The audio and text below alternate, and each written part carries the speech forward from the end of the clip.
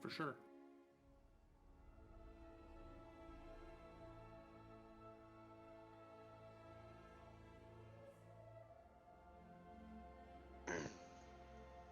One thing I know for sure. See if it works.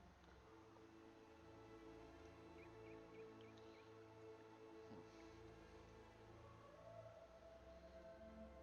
Right there. Should be a +5 to hit.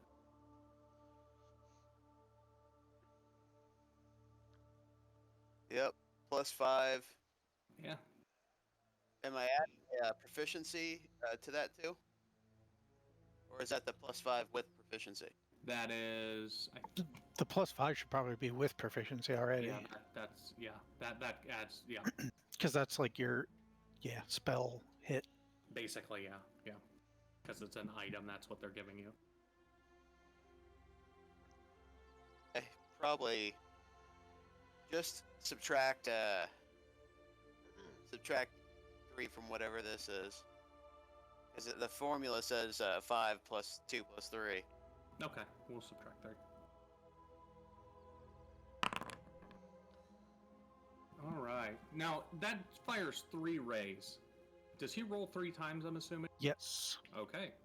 Okay. So it's Scorching Ray. Because you can miss, or you can crit. But you get 3 rolls. Crit 3 times, that'd be fucking nuts. Mm-hmm. Okay. So, and that we gotta take. God damn, do we have to take 5 off of that? 3. The 2 is my dex bonus. I don't know. Gotcha. Okay. So you lean forward, and the gem on the circlet on your head begins to glow. You fire 3 beams. 2 of them boom, go wide. The third one hits. Go ahead and roll 2d6 in fire damage.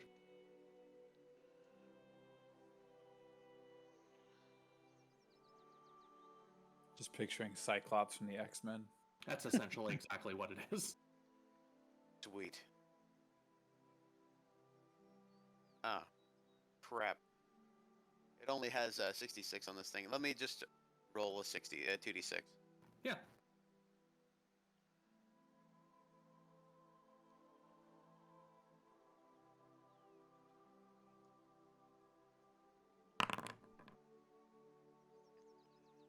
Oh, that's so gross. Fucking wolf, man. So gross. So brutal.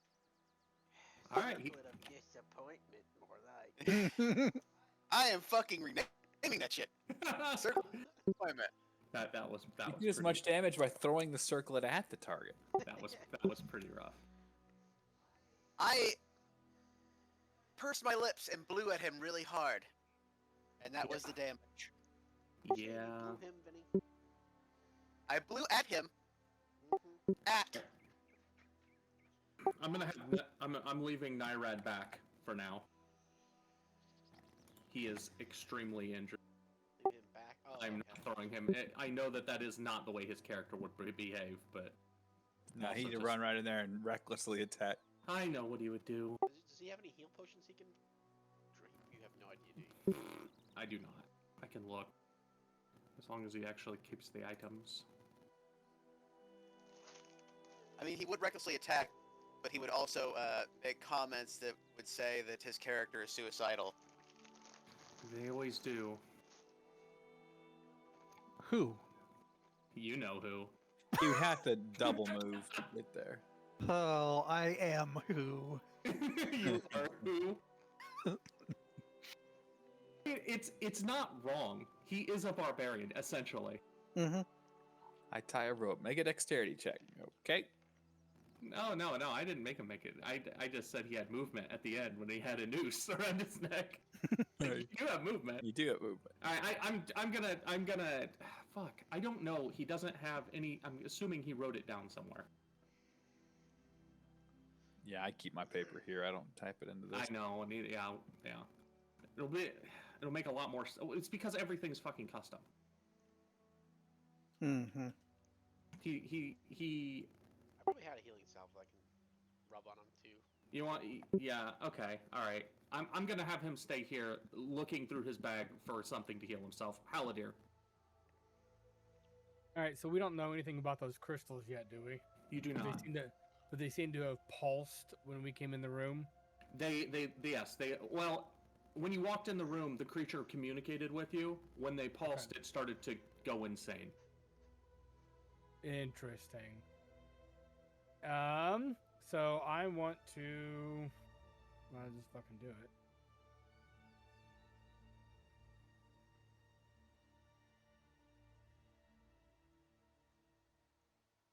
I'm gonna target this guy down here, the bottom left crystal, and I'll Okay. shoot it. Okay, you do that.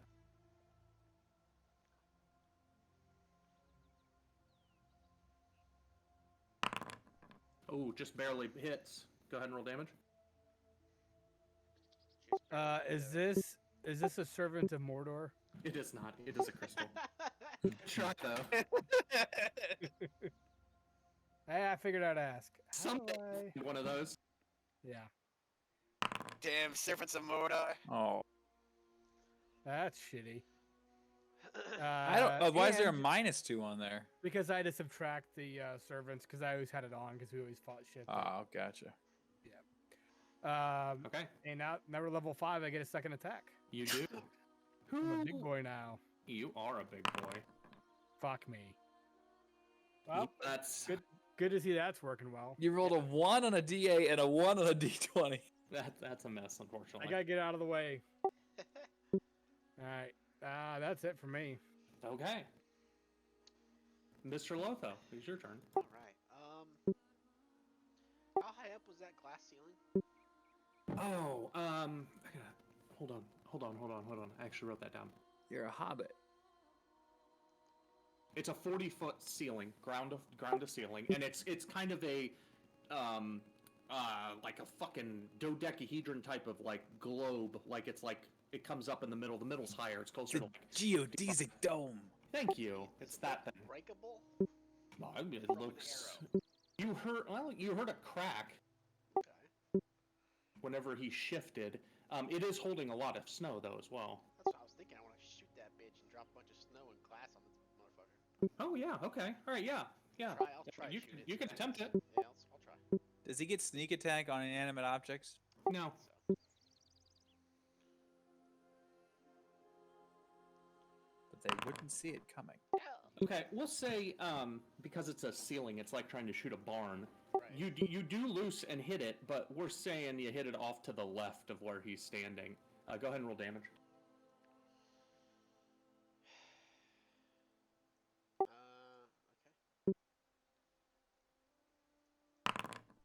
Okay. Okay. Your arrow impacts kind of close to one of the metal bracings that hold the glass up, and you hear a and a little bit of a spider veins kind of go down the glass. But it does not collapse or anything. But it does appear that you damaged it. Okay. All right. I'm gonna move.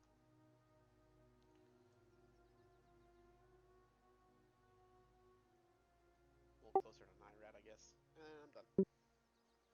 You do have a second attack. No, he I doesn't. don't. He doesn't? Nope. Treasure hunter. Oh, Yeah, yeah, uncanny okay, dodge. got that. Yeah, only That's like what it is. fighters and barbarians and rangers. Gotcha. Okay, then it is Mr. Garm. Still Graham whenever I put you in combat for some reason. Yeah, I see that. It's so weird. I'm gonna rage. Ooh, okay. I'm gonna run up to this guy and recklessly attack him. Okay, go ahead and roll your attacks. No, come on. You can do it. Ooh, Numa We Numa believe sword. in you. Oh, That is a hit. And I'll just do my second attack. Yep. Ooh, that just barely misses. Balls. 12 damage. Oh, yeah, no, you will run up to it, sink your... What do you have, a longsword, right? Longsword. Sink it A into the Numenorian tree. longsword. Oh, yeah, you got that from, the beginning of last game. Hmm. I know it bites into the side of it, and as it does, you see this kind of white sap start to drip out of the side of the tree. Ooh. It's kind of a Tree foul cum. smelling, like a milkweed looking stuff. Tree cum. Leprosy. Yes, That was max damage too. Shit. Nice. that was pretty tight. Yeah, it definitely felt it. Why is my guy not? Hold on. That happens with allergies. I always feel it when it's tight. Yeah. I was gonna say it's tree cum. Yes, I thought so. Vidar, were you before or after? Is the bad guy in the? Oh, now he's in the order. Okay. He was not. He fell out of it whenever I replaced him with a smaller one. He was next though, I believe. I believe he was, yeah. Okay, so it's his turn. He. How would What's he you gonna describe do? as lackadaisical? I have no idea. I think I have the name thing on my my mod that. Don't worry about it. He's lackadaisical. He's gonna go. Oh, it can move. I just hit him. It can move, I hit him. but it can only move 15 feet. It's gonna try to get closer to you, fellers. Its roots tearing out of the ground as it stomps forward, vines snapping and whipping. You once again hear the ceiling creaking as it gets close. But unfortunately, Were the vines even snapping at him, or were they snapping off him? no. Like yes, like he was set in one spot for so long that they had grown up around him and wrapped him and entombed him basically. And now, I mean, you can imagine he looks like an ant just covered in moss and vines and Mossy boy. yeah. So he steps forward. Some of the vines still kind of connected to his sides and back, like umbilical cords. And he's going to, unfortunately, that's as far as he can get. So he's going to turn around and take a swipe at Garm. Mm-hmm. And as he turns around, the large pseudopods hanging out of the branches of the trees split in half into giant Venus flytrap looking appendages. Nice. Your Yes. roll is all question marks. Oh. I don't even know what I did. That was Oh, that was my initiative. initiative. Hold on. Oh, I thought you were rolling to attack me. No, it's okay. I'm about to. So, Step hold back. on just a minute. About to attack.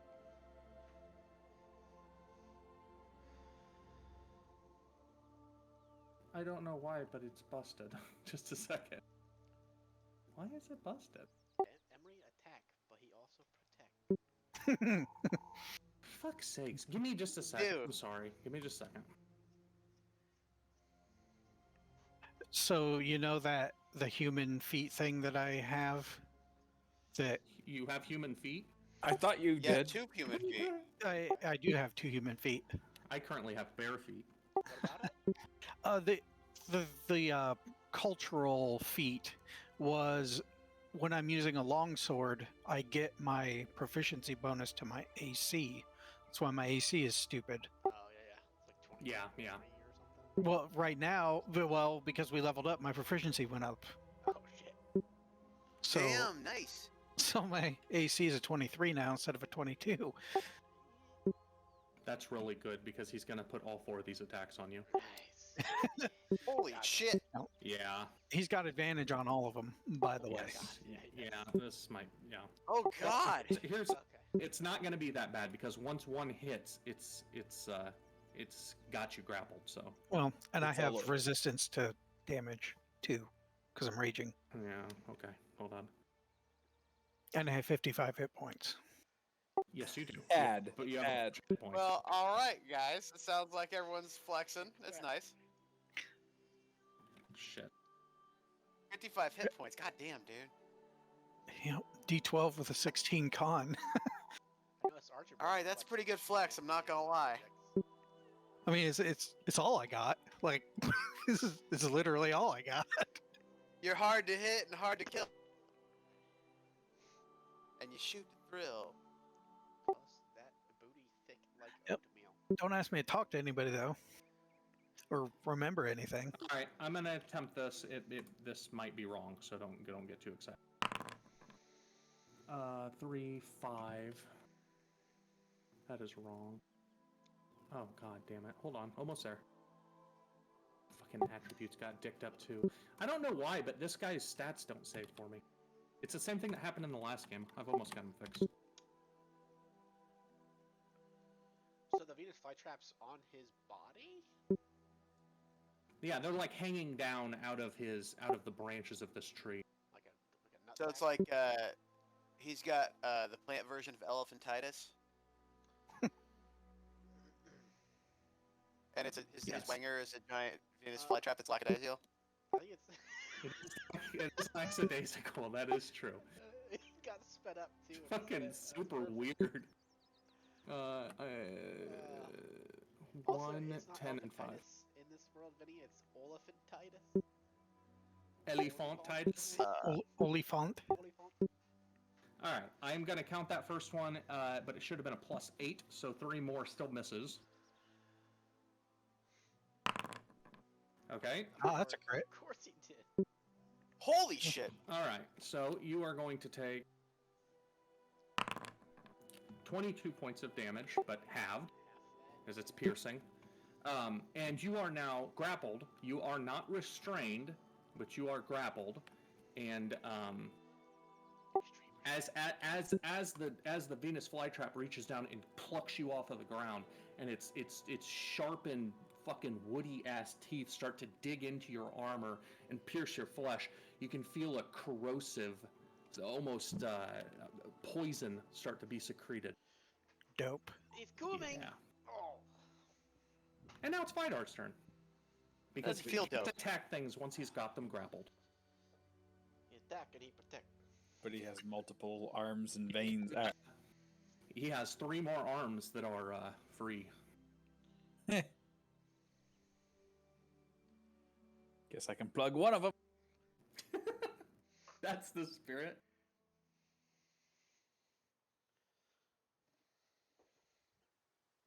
Believe I can get there. You make. I take a swing. Do it. Do it. Master Oh, you go ahead and swing, and as you do, one of the branches swing down and knocks your mattock out of the way. I say, I'm level 5! Oh, and that one strikes. You dig into the trunk of its body. Go ahead and roll damage.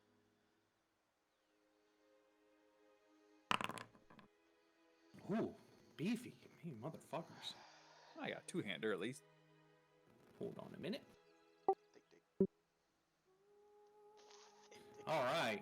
And once again, as you dig that into the side of this tree, a little squirt of this white goo starts to drip Oh, down the no. side of it. God damn it! Splatters on your cheek a little bit. Well, All right. my beard will protect me. Mr. Braggy, it is your turn. Okay, I would like to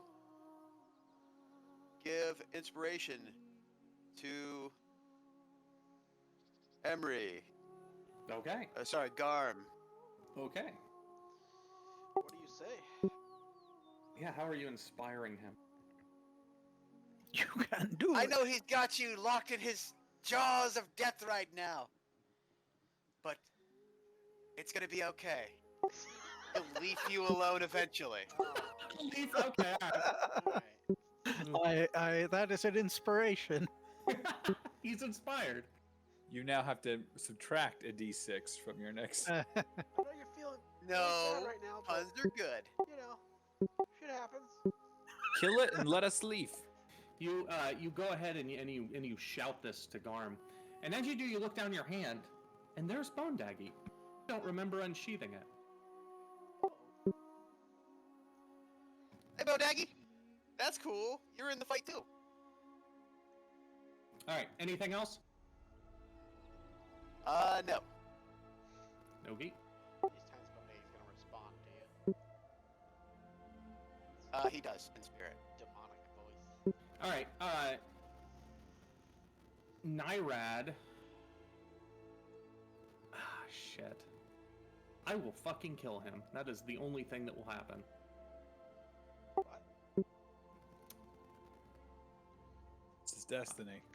I want to send him up there, but he's gonna die. Hold on, let me see if I He got ain't the gonna healing die. potion. He can enrage and not attack recklessly, but that wouldn't be his thing. No, Oh, Yeah, that would not be I his said, thing. oh, no, he would 100% charge this motherfucker. Like, that's what it would do. Okay, You can reach into my pocket and grab. Okay, he's gone. he's gone. 5, 10, 15.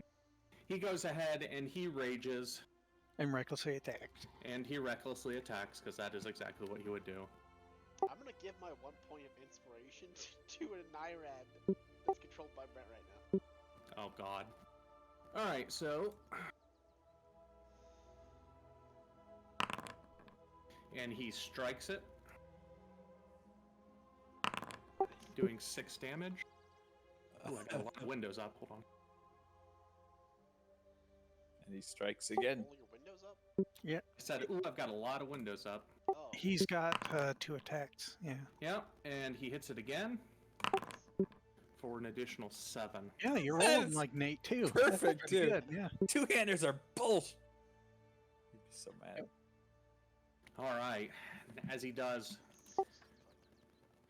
the giant Jesus. ant kind of staggers a little bit, looks down at him, looks over at you, Vidar. Let me organize my windows here. Haladir, it is your turn. All right. I probably can't see if there's any damage on that crystal. And there's Go no ahead and make a change perception going check. Got elven eyes. You do. It's kind of bullshit. Like, I have to at least let you try. on. Well, you You wouldn't see get an elf your if I elven didn't- eyes. Oh, yeah. You can see very fine spider crack, spider vein or spider web looking cracks across the bottom surface of the crystal where your arrow struck it. It does seem to have done some damage. All right. Well, those guys have the big tree thing covered, so I'm gonna keep going down this avenue. Okay. I'm gonna release an arrow at this stationary crystal again. And that is a hit. All right. Nice. Oh, okay, hold on. Wait a minute. Target practice. That's some damage. As you loose this arrow, it flies true and strikes the center of the crystal, and it cracks. Isn't totally destroyed, but the light in it blinks out. Oh, the light's out. Yes, and as you do that, you see the ant writhe, and looks to be a little weakened. Oh shit. Well, I'm gonna go after that far back one then and see if I can make that light go out too. Okay, go ahead, attack. That's a hit.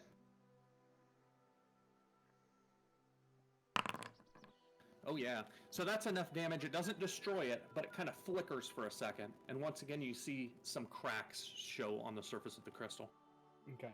So as far as I know, they're off for the moment. This far left one is off. The other two are Okay. still on. The other two Yeah. still on. Okay. Yes, correct. Fluorescent light bulb flicker, basically. It's there like you go. like you kind of rocked it in its setting. I don't Okay. hate. All right, That's Mr. for me. You moving or anything? Nope. I think I'm okay where I'm at. Fair enough. Lotho, it's your turn. Well, should probably let the melee boys take care of that. So I have 18 health. So That's true. I'm gonna walk over here. He only hit Garm for 22. You're fine. All right, I'm gonna shoot the crystal on the far right. 11, right? So you just hold on just a second. I would explain this to you just so you understand. The canopy of this tree is very large. You feel like you would be in danger in the position that you're in there. Like the thing could essentially reach you from there. Oh, Just so you the know. tree or the... Yeah, the tree's got a 15-foot reach. Oh, fuck me. Alright.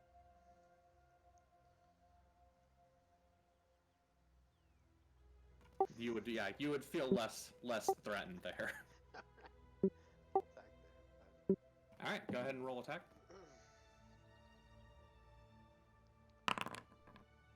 Ooh, unfortunately, your arrow falls short and skids across the ground. God damn it! I roll like a shithead right now. Mr. Garm, it is your turn.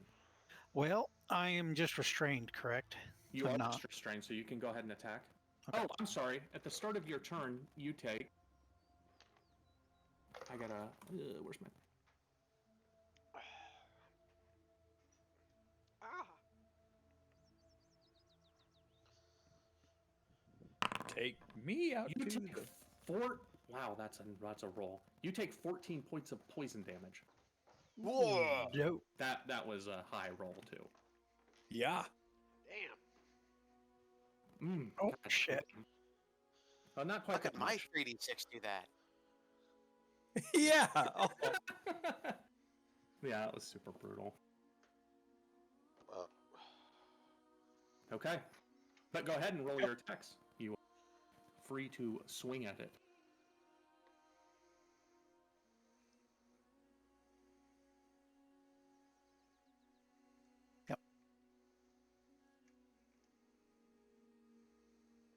Numa the fuck out of this thing.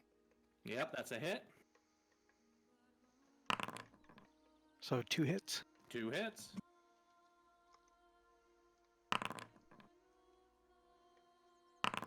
Seven and All right. 5. Takes a total of 12. Which is what you got him for last time, right? Yeah. Yeah, what are the odds?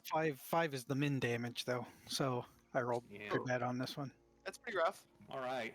So you arc your sword down and smash into the Venus flytrap, kind of like the crash rope into line me, holding girl. it on, and it eats into it. And a little bit of that white goo squirts out again. Nice. Okay. Now he is going to begin attacking. He's going to take a.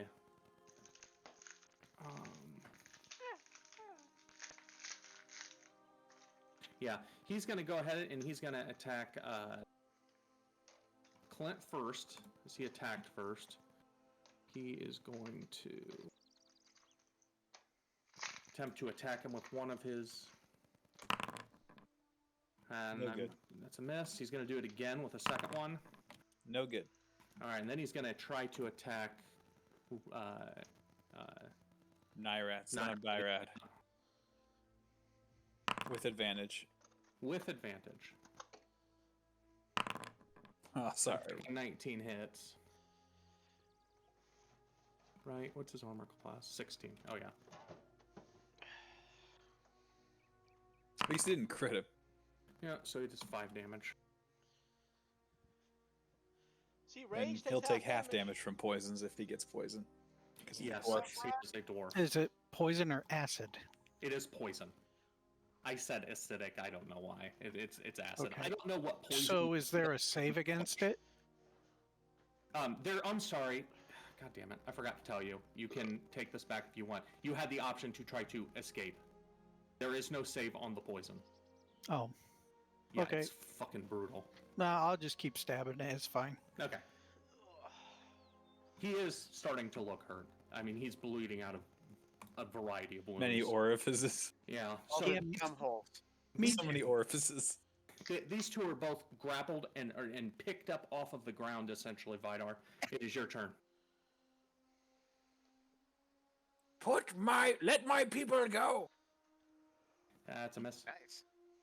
I didn't swing anything yet. Oh, that was me. I'm sorry. Go ahead.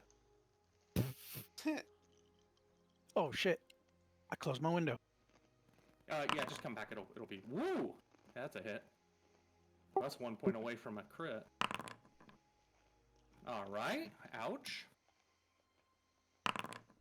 Oh. That's a miss. Action surge! Oh, shit.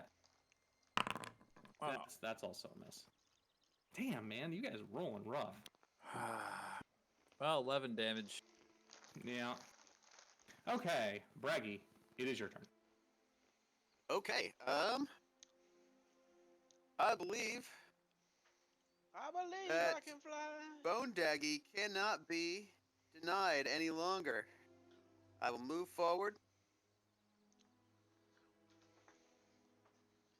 Bone Daggy gonna come.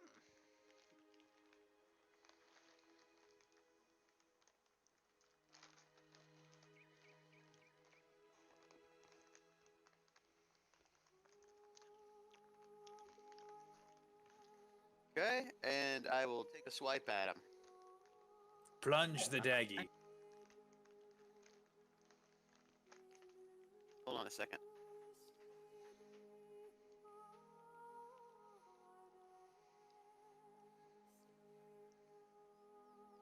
So I hear that tree and go, oh no, not Bone Daggy. My old foe, we meet at last. The infamous Well, it Bone does do Daggy. necrotic damage, so.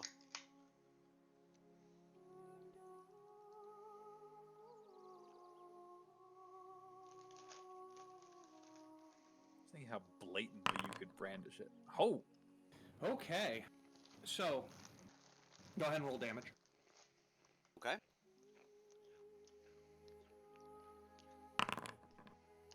Oh, wow. Okay, Bone Daggy. Did you move up to it? I did. Oh god damn it. The square is throwing me off. Oh, sorry, yeah. Cause I'm like, wait, no, how are you way back there? And oh no, it's because the square. I don't know how to get rid of those. Well, Okay, got it.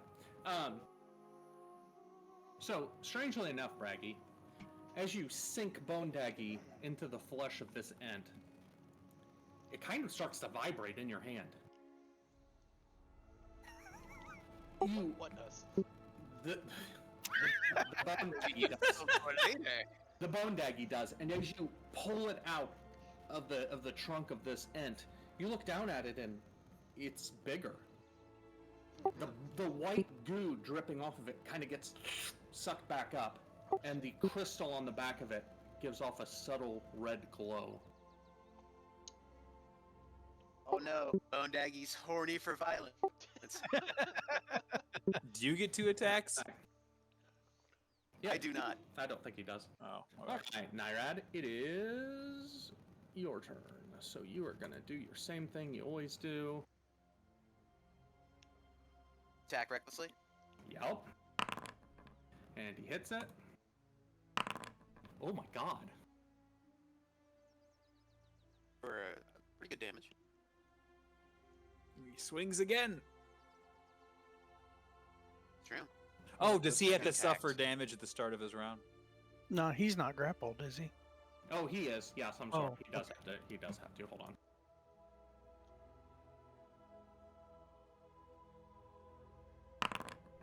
$15 cut in half. Wow, he has 1 health left.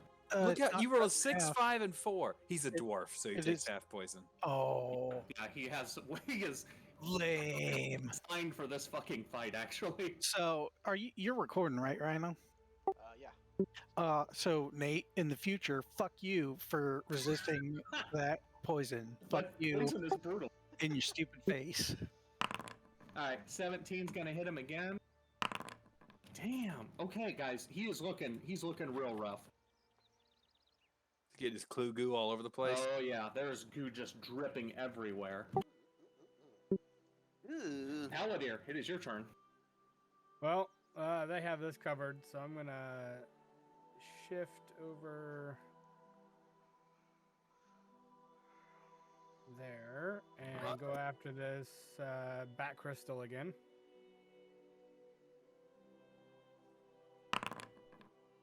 Oh, Fuck that's a miss. me. I'm gonna turn the arrow around the other way and try again. Fuck. not a whole lot better. Oh man. That's because you turned it sideways. You got to have it. No. pointing. I went 90. I didn't do the whole 180 thing. All right. Anyways, I would like to think that you had it pointed to the left, and then you turned to 180 and had it pointing to the right and shot again. Those are unfortunately both misses. Dang it! I really That's want you to hit alright. those crystals. Yeah, me too. All right, Mr. Lotho, it is. Holy crap! You can just right-click those menus in the top right and bring out separate windows. Yeah, bro. I'm gonna shoot that crystal on the Oh, right, maybe. oh, damn, you're right. Okay. That's a hit. Go I ahead, just roll now damage. realized that. Yeah, it's a mod I added to it. I Oh, died. guys. Oh. Do you hit it the first time too, right? That's this one. No, He missed the Okay. first one. I think I He He missed hasn't. the He hasn't first touched it yet. Alright, you can even from there see dark lines, cracks in it, and it kind of flickers as well, but it is still lit. Okay, fuck. I will laugh if breaking those causes it to regain its consciousness and it becomes a true hero. But then we kill it. Murder it. Yeah. Right, murder. Mr. Garm, it is your turn. Yeah.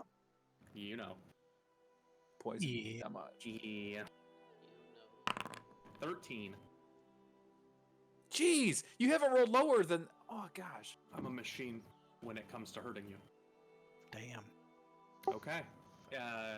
Do the needful. You do, by the way, you can attempt to escape with a strength check. If Oh you yeah, I'm would sure I probably could. like. I know you could. I didn't Actually- even bring it up because I knew.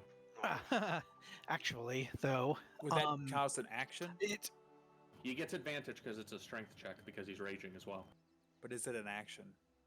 yeah, it would take my turn to Actually, do that. yes, yeah. Okay, gotcha. Okay, so longswords are versatile, right? Uh-huh. So I'm gonna drop my tower shield. It's not actively slapping at me, right? It's just got like, It's got you numbed in its mouth, so you could release it. yeah. So I'm dropping my shield Mhm. and I'm two-handing my sword. Do it. Do it. Nice. So, I don't know how to. Versatile button, is that attack two-handed? Is there a versatile button? Oh yeah. Yeah, you're right. There is versatile. Nice. I'm assuming that's what it does. Make sure the numbers make sense. Oh yeah, that's for damage. Yes, it's for damage. Yes. Oh, gotcha. So That's a hit. Nice. second attack. Oh. missed. Yeah, go ahead and roll damage. Well, I was rolling my attacks first and then damage. Gotcha. So 1 damage, obviously. 13. It is dead. Yep. You swing it across, and as you do, you sever the vine connecting to the Venus flytrap, and you fall. It's like 5 feet, and you're like a cushy vine, so it's not a big deal. Well, I was two-handing it, so I sort of imagined dropping the tower shield and just like two-handing it, like plunging downward, like because it's got me grappled. So I'm like, stabbing it with and it's so Yeah, you fall down, and as you do, you're swinging your blade wildly, and you just leave this giant slice down the side of its body, and white goo just like animates Oh. down the side of it. And then you land standing on your shield and you take all the goo right to the mouth. Oh yeah. Oh, Just totally Oh. just Wrong bukkake kind head of to toe. damn anime. But what happened to Emery's character, though? Oh, well played. Alright, so anyways, he did. As he does, he writhes and shakes, and the ceiling you hear groaning and cracking, and I need... To the. Hold on. This is happening instantly, there's no escape. Oh gosh. Just a second.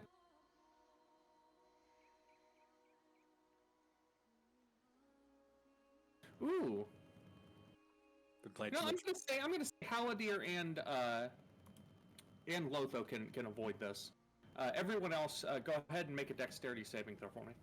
As shards of glass begin to rain down from the ceiling and you see light start shining through, snow follows it. Okay, I gotta find It looks that. pretty beautiful. Sunlight. Oh yeah, I got a we're 4. just sitting there, enjoying the beautiful show from the ceiling. Yeah. What a light show. I got a 5. People. But he has. You gotta roll for Nate. He does have inspiration that he hasn't used Oh yet. nuts! I didn't use Vince's inspiration. Not that a Oh, D6 you were- would even help, but It might. Can it push it to 10? if you rolled a 6. Nah. But I'll do it anyway. He gets it with advantage. Okay. Okay. Okay. So I got a 9. Okay. Yep. Garm and Vidar, you suffer. Yes, we do. We suffer from bad rolls. Oh, wait, you mean the damage? Suffer. It's only 7 damage. 7 It is piercing damage not as bad. some glass kind of stabs into your shoulders. Everyone else avoided it. And good thing, because Nate would have been unconscious. Nice. Me and Nyrad did Matrix move to avoid the glass. It was pretty sweet. Pretty much. Well, he luckily he had advantage on. Because one of those was a 6. Okay, the tree thrashes back and forth and then slumps backwards, kind of back diagonally. And as it does, and I don't have this in any other form, but Make another dexterity check for the poison shot. no, it's done. It crashes through this wall here, or into the wall, and as it does, you guys can see through some of the stones that have collapsed outward a little glint of light there as well. Oh, over here? Okay. Oh, I see that. Yep.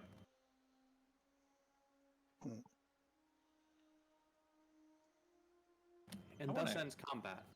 And wanna- I need a beer. I'll be right back. Yeah, I want to inspect one of these crystals when he gets back. Oh, I figured we were gonna finish smashing them. Yeah, something. I would imagine. Yeah, I'm curious if when this thing died, if the crystals went out or not. Hmm.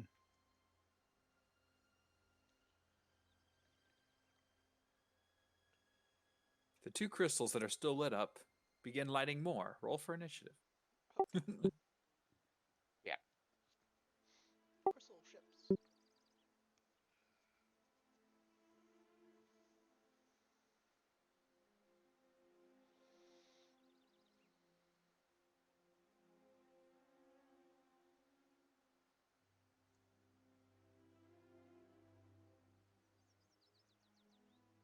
Do long rests full heal?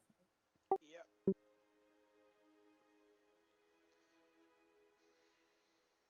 Yep. Just kind of throwing that out there. Yeah. We fought some ghosts, and then we got up to here and had to long rest in real life.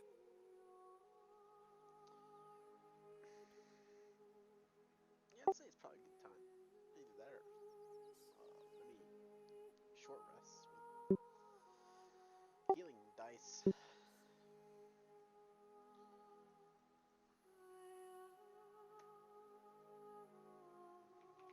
I'm back. Welcome back. Did the crystal light go out? No, both of these crystals are still dimly lit. Maybe we should attack it. Attack Shadow puppets. You at least look at them first. like with an arrow. You want to go investigate the crystal? Go for Kinda it, do, Clint. yeah. Go up and touch that Let's crystal. check it out. Clint. I'm not gonna touch it with my Oh, tongue. Okay. Not I am touching gonna- things has been not good for you. Yeah, I'm just gonna. I want to look at it. Yeah. What do I have to roll? Something? Perception. Yeah. Go ahead and roll perception. We'll see what details you notice. Investigation would be if he was like manipulating and trying to see what it did. He's just looking it over. He isn't touching. You see a large green crystal that's cracked, and somewhere inside the middle of it, it's kind of semi-transparent. You see this faint green glow. You do notice on the outside, kind of almost an oil slick kind of sheen. Go ahead and roll roll an intelligence check.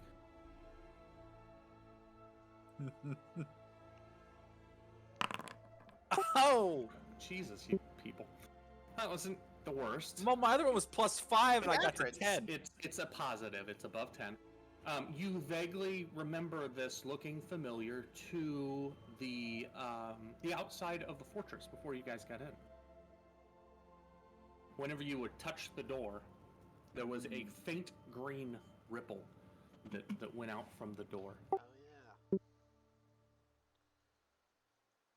don't really want to touch that because it might be like a force field kind of thing. So you think we should?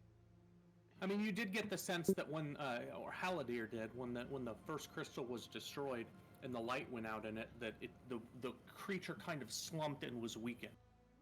Right. So do we really know if this thing's dead, or I mean, we need to kill it to like release its soul. yeah? Are we gathering that maybe the crystals will bring it back? I mean, I'm up for shooting them. you guys can go ahead and shoot him if you'd like. Well, Nyrat's the one with the inanimate object hammer. That's true. I'll have him go destroy one. That seems like something he would do. Oh! Yeah, it is. There you God go. damn. I just rolled a crit on my great bow shot. Go ahead and roll your damage. Oh. Damn, dude. What the fuck, guys? Side, God but damn. shitty. That big All right, well, Well, I don't even know if wait, that wait, was wait. enough. That's not right because you probably had. that isn't right. Yeah, what's your dex? Did you mod? roll with the? Did you roll with My advantage? dex I have no modifier on dex. Oh, yeah. Why do you have a bow? Never mind. I didn't know if I would ever need one, and they gave it to me at the start of the game. There you go.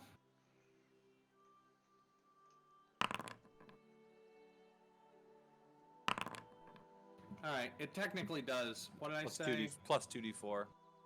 It doesn't matter. It's destroyed.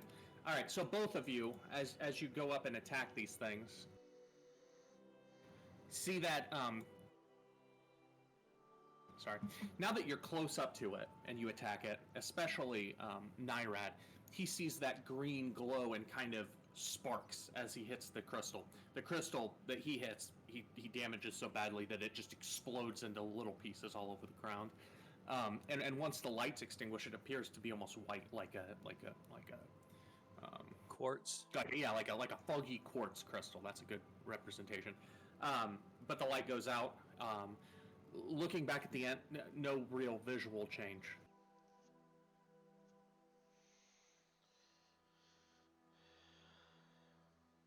I Well, guess looks like our we- job here is done. I turned it off.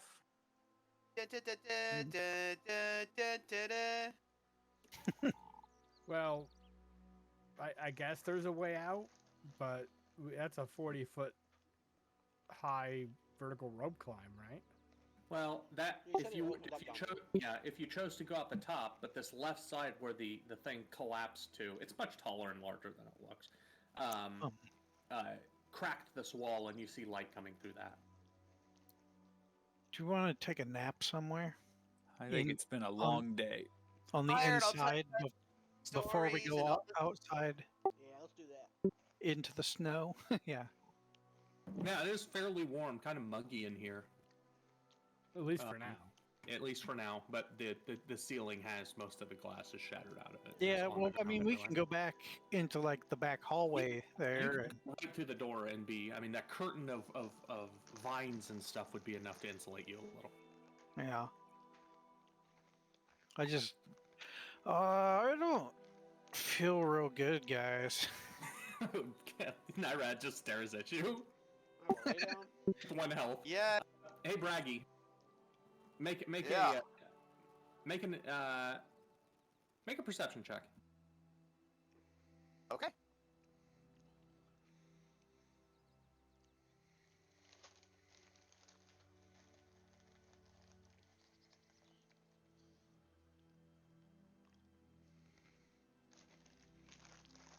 This is gonna be terrible. That's all right. It's okay. It's not bad. It's not hard to notice this. You go to Sheath Bonedaggy, and he is bigger, like big enough that the Oh. sheath no longer works for it. Oh fuck. Oh, nice. Shit. Anyone Bone- good with leather working? Just The new just sheath stick, roll bone no, daggy. no, just stick it in harder. It'll fit. There's a lot Okay. of vines I'm sure you could wrap around that thing. But we're sitting in a giant room full of ropes. Like Doesn't you it- could, Doesn't that tree have a bunch of goo? Oh yeah, it's dripping goo all over. There's Yeah, a so like, wouldn't goo. Bone Daggy slather wanna- that blade in that goo and just shove it in that holster. I'm sure Like, it'll fit. you're gonna end up with a great sword, is what you're gonna end up. Just Should I let it- try to wipe more goo on this on the? On I mean, I Bone think Bone Daggy would demand it at this point, right? Yeah, Would be he wouldn't be sad. It was incredibly exhilarating whenever you sunk it in there. Something about this sap, maybe it's related to the eternal life of a treant and the fact that this thing eats life, but it enjoyed it quite a bit. Yeah, it would be down for it. Maybe we yeah. should I'm all gonna rub feed things more in of it. the sap to Bone Daggy. I'm Okay. gonna feed him some tree cum. Okay, so you go up. How are you doing? Just you like scooping it off the ground and like lathering it up in it? Are you gonna jam it in the tree? What are you thinking? I'm assuming the ant corpse or sorry, is it the ant that has the It's tree an ant. cum, or is it the Venus flytrap Well, on him? they're. It is all one creature. It just is like a tree with Venus flytrap appendages. I bet you could. I bet There you is could- Okay, well I'm gonna go up. those things. I'm gonna go up to the tree itself and just stab that bad boy in Okay. and let him vibrate in pleasure. Yeah. So you all right? You go up. You jam Bone Daggy in. Go ahead and roll an attack just for fun. Okay, Like damage or to hit? Just to hit. I want to know if he happens to crit.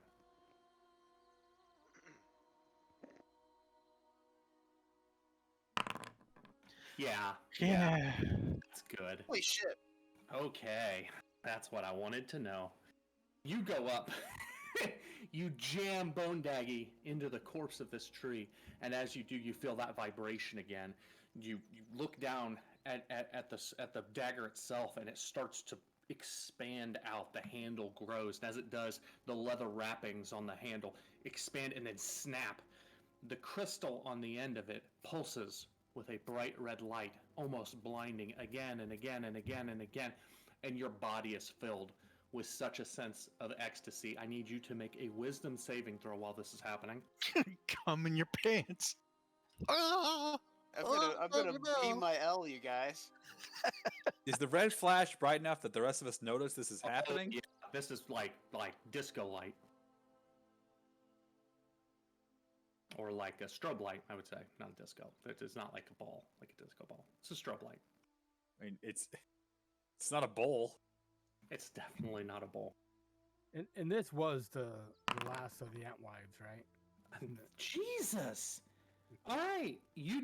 This is the last of the. That's actually an ant wife.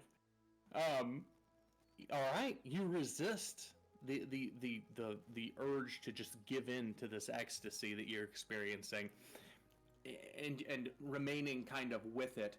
You feel the handle of the sword grow in your hand. The crystal on the back flashes bright one last time and explodes. Make a dexterity saving throw for me.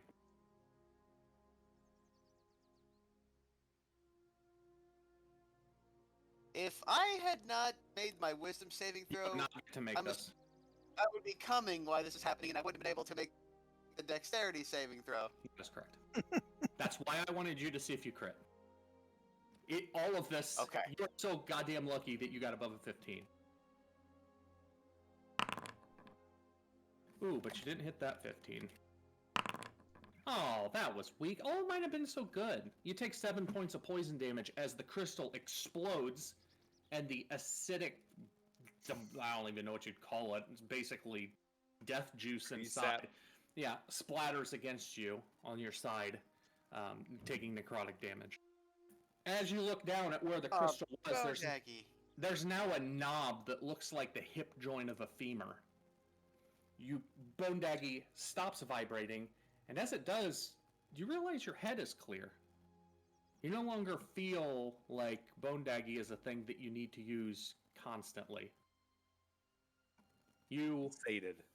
grab Bone Daggy's handle and pull it out, and as you do, it keeps coming and coming and coming. And Oh. because it's much longer than it was. Yeah, I'm sure. The tiny sinuous blade is now a broadsword, and down the center fuller of the blade is what appears to be like a spinal cord of bone running up the middle of it and then spreading out into a wide blade. You can go ahead and change Bone Daggy to a broadsword. and all of the changes in attack and everything proficient apply to it. Tight, dude. So, does he Holy still have the moly. necrotic damage? He'll Or is see. it Don't worry about it. broadsword though? Like, so it's a. It's a broadsword. So Hell, are you even I able noticed to you use said it now? I no longer super feel Yeah. like masturbating with it, but I can still do that though, right? Oh, totally. If you would like to. Okay. Yeah, I'd like to think there's been a lot of Pavlovian reinforcement for me to masturbate with this dagger. Oh, sorry. So after seeing that, I'm gonna pull out the sickle. Oh, okay. And Stab I'm it gonna into like, I'm gonna kind of just stick it into the goo and see if anything happens. All right. It just sits there. It's gooey now, covered in goo. Is there any There's king's no, foil? In it? yeah, there's no change. Yeah, there's no vibration. There's no king's foil around. I'm gonna sigh and put it back in my backpack. Fair enough. All right.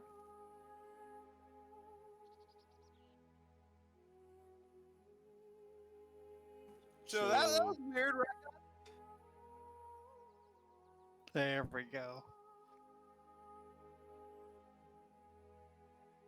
What I do want to do, I want to pick up pieces of that shattered crystal from in a bag. All right. Go ahead and note that you have a bag full of crystals. Just keeps going.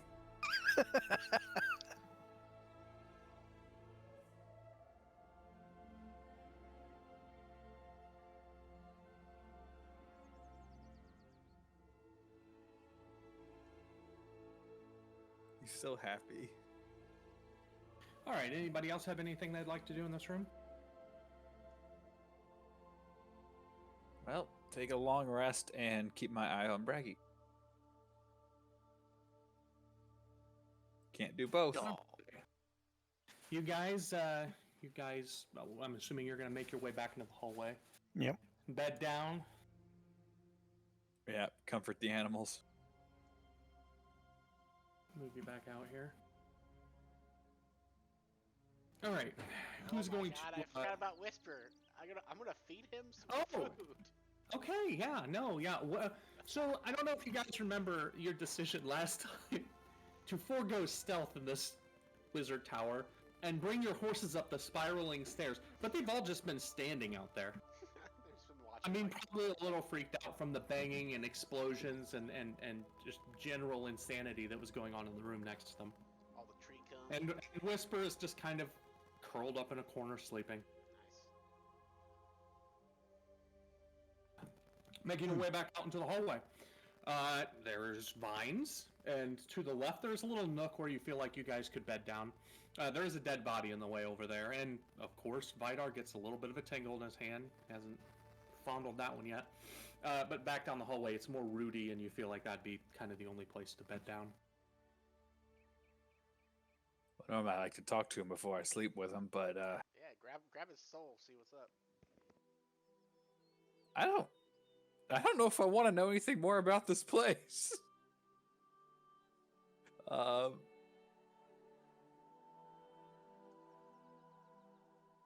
bed down. I said we can ask him in the morning. Okay. All right, you guys can go ahead and heal up to your full level 5 healths. Is there a long rest button anywhere? Yeah, by the hit dice. Oh, there it is. Yep. Mm-hmm. I just saw it. L rest. L rest. God, Wow. L rest. I'll L rest Nate real quick. It's Elrond's long lost elven brother. Oh shit. What should he get health boost wise? 7 plus con. 7 plus con, which is Yeah, Probably. Whoa, no, probably not 5. I mean, he have a I'm sorry, 22 that's con. It's plus 3. I'm sorry. Plus 3. I was looking at the saving throw number on the right, not the left. Okay. Garm takes a long rest and recovers 41 hit points. Yes. Shit. Yeah. Nyrad recovers 44. You fuckers were dicked up from that one. I'm really glad that you guys got it in the round that you did, because I have a feeling there would have been bodies by the next round for sure. Yeah. I feel like Bone Daggy fulfilled his personal quest. Interestingly enough, DC challenge makes no sense to me. I don't think that they're like the challenge of monsters, Oh. because that thing was really high. Like, what was it? 10. But we would have normally only had one attack on him and not two, because we were level Well, 4. CR10 is a party of 10th level characters should be fighting this. Yes. So There's some things that are a little bit broken. yeah. Like the some of the stuff in this, like the treants that, like, I'll just say, like, the way that this game is designed to be played is not the way we're playing it. We're playing it more like D&D and less like how, like, you shouldn't be able to long rest outside of a sanctuary, but that is stupid and not fun. Right. Like, that's like, We would have been so dead by now. Yeah. Like, we wouldn't have survived. Well, I also would not have done 99% of the fights we did. You would have done like 3 fights so far. So I Yeah. guess if you like, I like role playing stuff, but that would be nothing but it. Well, how I do mean, in do I- general, Lord of the Rings nerds are those kind of nerds, I guess. that is true. Like, I'm gonna get super deep into the lore, and okay, that's cool, but like, I like. And that's why my character enjoys pears. right? Hey, how do I add a level of Slayer to him? Where do I go to do that? Brain tongue. Features. Yeah. Sure, thank you, Slayer. Okay. Edit, go to detailed. 5. Thank you. I only know that because I just did it. He doesn't get anything else, right? He gets extra attack. That he gets fast movement, but only if he's not wearing heavy armor, which he is. Yeah, because he gets the. Is fast movement related? It doesn't matter. He can deal with that when he gets here. Yeah. Okay. Fair enough. Okay, so you guys, who's staying up for? We're gonna, I'm guessing, do the same split up as we normally do, where someone does one round of, unless you guys don't want to have someone on watch, but a couple people do one round, and then Haladir finishes up because he barely needs to sleep. Mm-hmm. All right. I and Lotho can team up the first one. Okay. Well, yeah, it's usually you guys, and then me and Nate just sleep the entire time Yeah. because we don't have any perception. All right. So, yep. Go ahead and. And I guess Braggy might too. I don't know. Braggy's decent perception. No, I have He's jacking. I have like not. 1 perception. Hmm. Yeah, Braggy, you do not feel. We'll say if you would like to, you can slice yourself a little bit with your new broadsword, but you don't get the ecstasy-like feeling from feeding it blood anymore. And whereas before it almost seemed like the blade kind of soaked the blood in, it doesn't do that anymore. It just strips off like a normal blade. It is still an eerie white bone-looking kind of blade, a little porous in some areas even, but it doesn't seem to function in the same way as it did before. You lost that love and feeling. Yeah. Oh, it's gone. But you also don't feel like obsessed with it either. Twig, you want to roll a perception then with advantage because I got assisting you. Yeah, go ahead and roll one more. All right. So, laying there with that perception roll, you guys kind of have your backs to one of the walls, and it is quiet in there. There's no movement at all. You do notice, though, sitting there, that ominous feeling like you're being watched has left the place.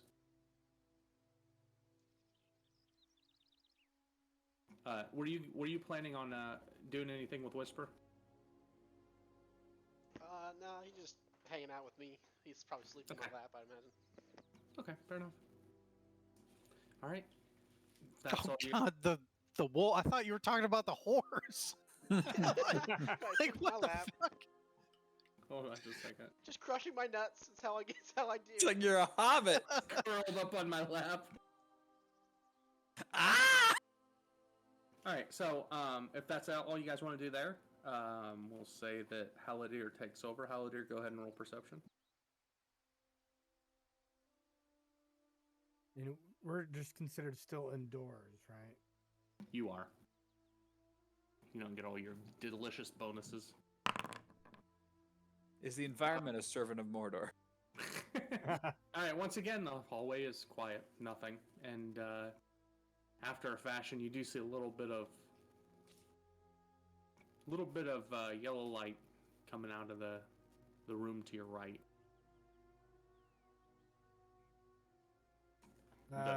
With the tree, as in light from the sun. Yes. Yep. That strange yellow light. All right. So, what would you guys like to do? You are roughly on the X where this map is.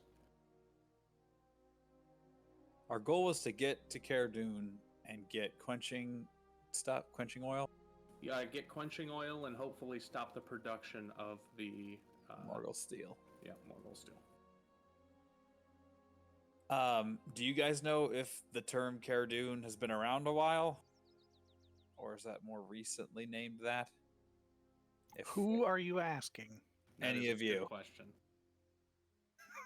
Because I'm going to be pulling the spirit here and asking him if he knows a good way to get to that mountain. But I'm not going to ask him how Haladir is, because I don't know how to speak this language.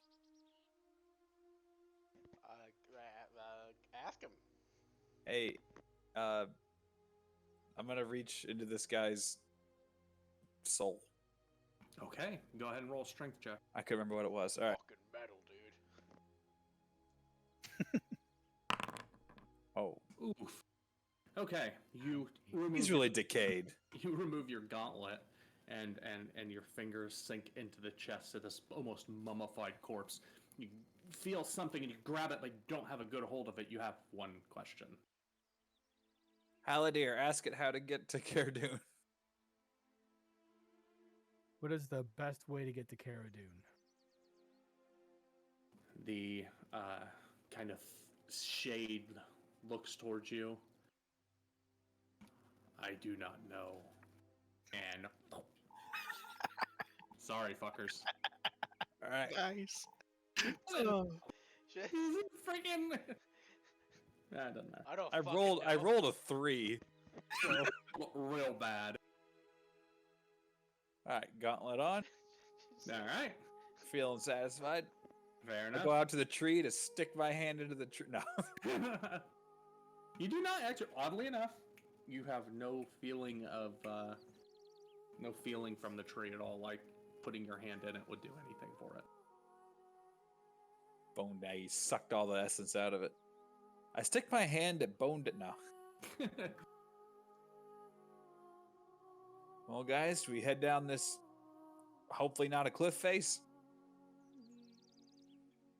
Let us move. All right. So you move back into the room you were in before. Once again, ceiling exploded. There's snow coming in.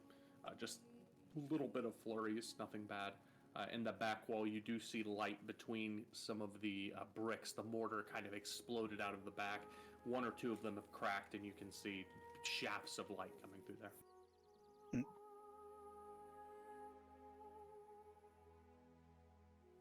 Can we fit, or do we need to make this door a little bigger? Oh no, it's more or less solid. Nyrad runs up. Whoops, that's not my thing. He attacks the wall. Nate would have been so horny to do this. Probably would have been Of reckless. course he would have been. He would. Sure. Okay, he hits it for 20. Or he hits it. Normal, and then what is it? A plus what? 2d4. Alright, 14. As he Chung. brings the Breaker down onto the wall, you hear that ka-thunk, and the hammer activates, and as it does, it sends a couple of the large stone bricks that make the wall scattering out, and you guys are now able to look through and see you're basically at ground level. The giant underground tower seems to have went all the way up and ended at this top level, and was completely enclosed. He attacks it again.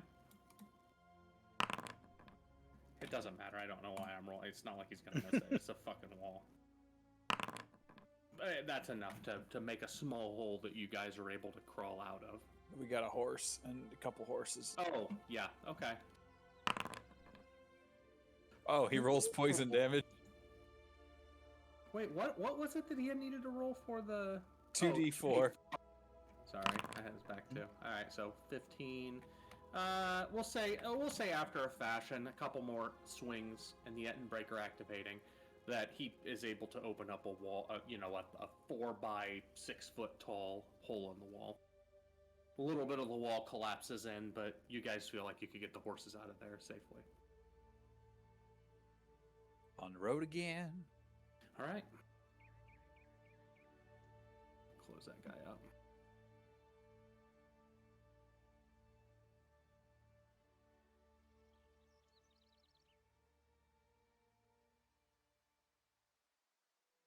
You do recall that the dwarves have recently fashioned a road running along these mountains. We've mentioned it a couple times. I just want to remind everyone that that does exist as well. Connecting the Lonely Mountain area, Erebor, over to the Blue Mountains of the dwarves. They're kind of making a super highway of dwarf travel. Yeah, isn't that where the Tinker dude was traveling down that road? Tinker Daniel? No, he was down here on Mount Graham. Oh, Tinker Daniel.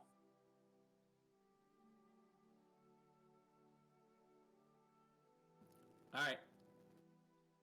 Where are you guys going? Well, I think we just keep heading north, right? Up to our final All right. destination. All right. So making it out of the large, it's kind of barrel-shaped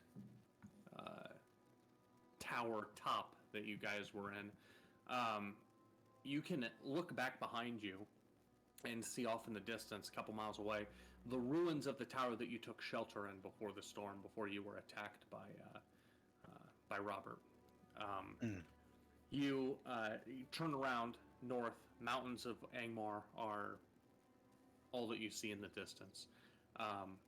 Who wants to go ahead and roll a survival for picking your path and perception for watching out for danger on this trek?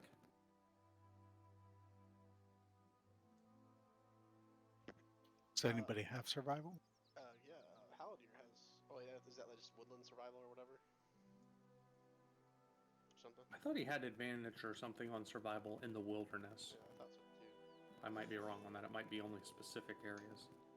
I got survival tracking with advantage in the wilderness. Well, just tracking in general.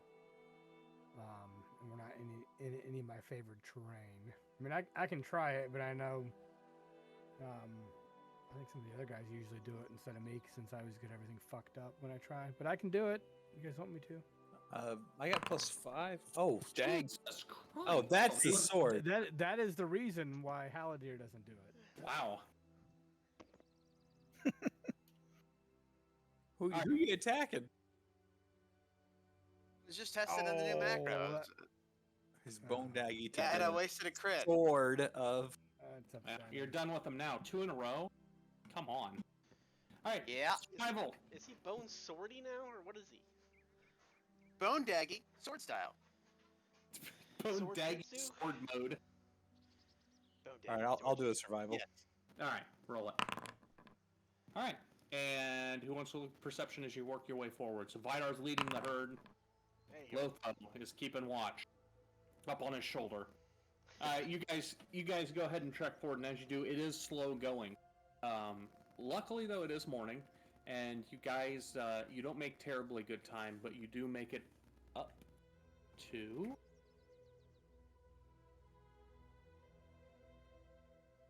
Say you make it about here, and the sun is, it's not low yet, but it is starting to head towards the west, and you run into a road. You're just starting to ascend the mountains of Angmar, and as you do, you see to your left, you can see a straight, flat path, although it's covered by snow. Looking way in the distance with that perception check, you are able to see, it looks like it goes right into a mountain, and there's a hole through it. Looking back to the right, you see just this clear, clean path. Once again, with that perception check, you guys can see very faint hoof, what appear to be hoof or some kind of animal tracks. The snow has fallen on it since then, but this is a road that has been traveled fairly recently. Okay. I want to.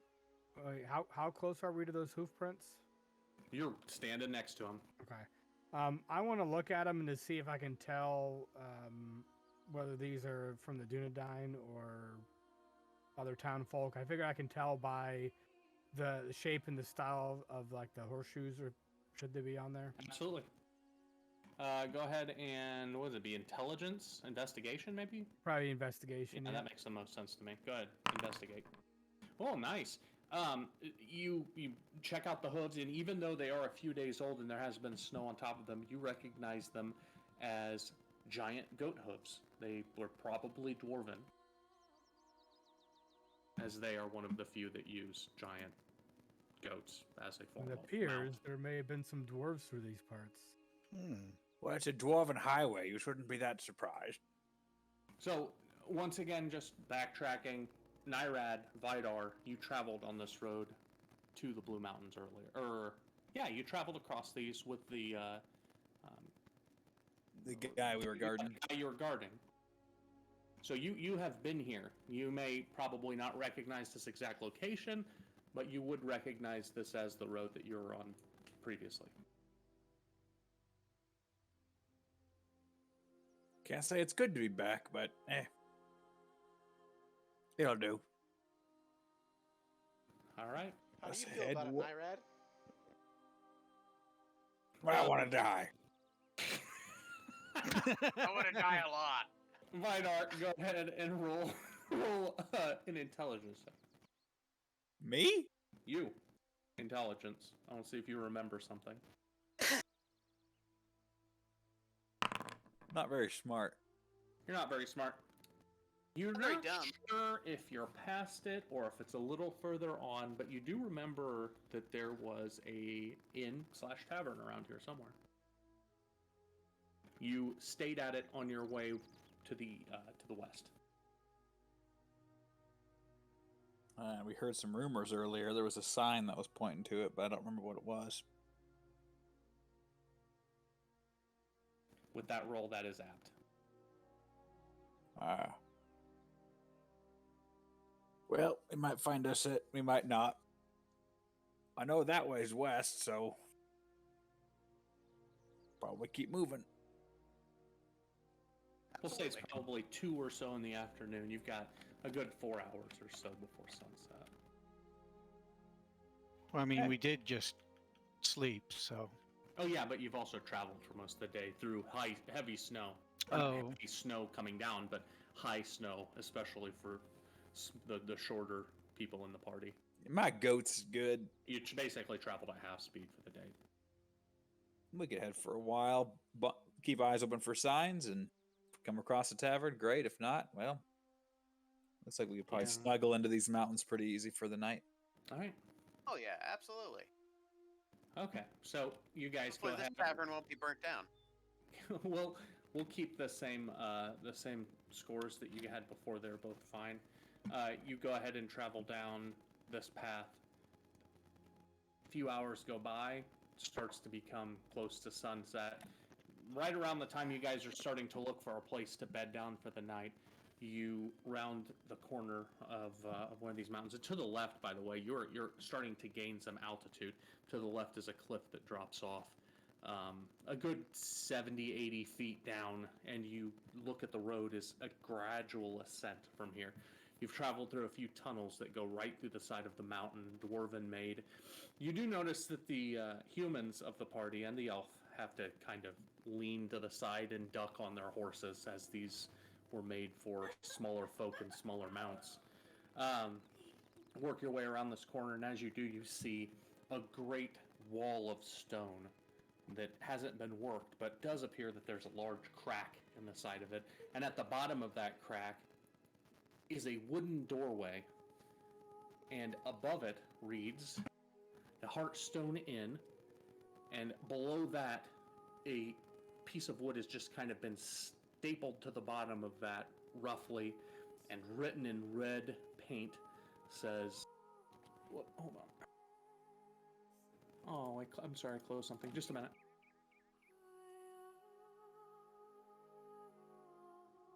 Written in red is a sign that says closed due to COVID-19. Aw. Masks are required. Yeah, no kidding. No, right below it says Bloodfest here. Oh, That's what man. the sign was we heard Yeah, about. Me and Bone Dag would be so hot right now. All right.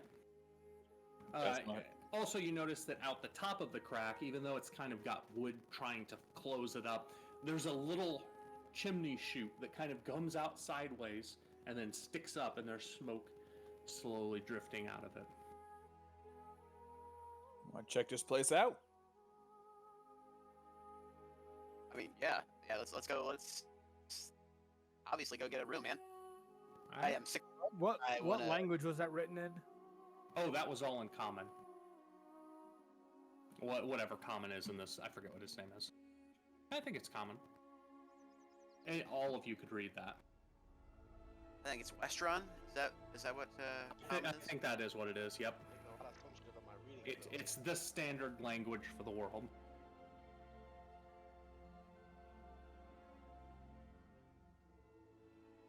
All right, let's enter like bosses. Let's do this. Wait, do they have a spot outside for us to tie up our horses? I don't want Mr. Candy Cane to feel lonely. They do not. You could probably acquire, ask within. Okay, yeah. Let's enter like bosses. Someone play me. Actually, no. I'll play us a cool entrance song. Dun dun dun dun dun dun dun Oh, dun damn. dun dun dun dun. Are you doing this out loud as you're walking up to the thing? Yes. Okay. You get about, say, 20 feet away from the door, and you see a slide whoosh, open up on the door, and someone look out. It is at dwarven height. You hear, "Who goes there?" A group of wandering adventurers seeking refuge for the night. Good dwarf. Well, Dun dun dun. stop that! And then- Okay, fine. All right. How many are you? Speak up! How many are you? We are 6 with mounts, sir. Mounts are very, very well. I'm Uh, 87. Stay there! And he shuts the thing. And a couple minutes goes by, and eventually the door opens. Out comes a very short and very wide dwarf. Not fat, like just brawny as hell. He's got a little apron on the front of him, bald head, big white beard, goes all the way down to the ground, kind of drags on the ground between his legs. Oh, hello, madam. Shit. So, 6. Yeah, just this way. And he takes a right, and he walks right around the corner, that edge that you guys followed. And as it comes around even further, there's this actually is dwarven cut. There's a large door.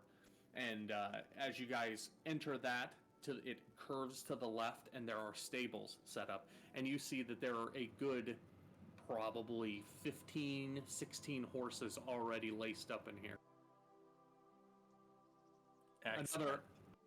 You lead your mounts in, and he takes them from you and walks down and puts one, each lashes it, and throws some grain in a little trough next to it. Pretty We'll, busy place you got here, man.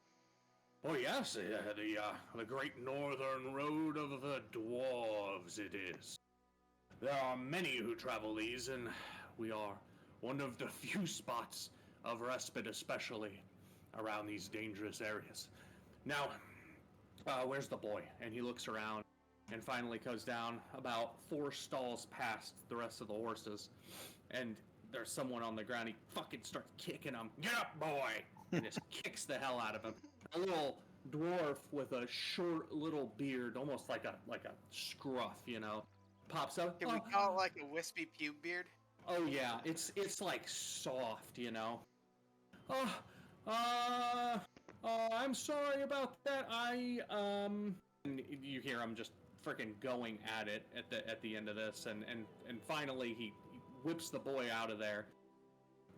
This is my cousin's adopted son. Don't worry about him, but he will keep an eye on your mounts.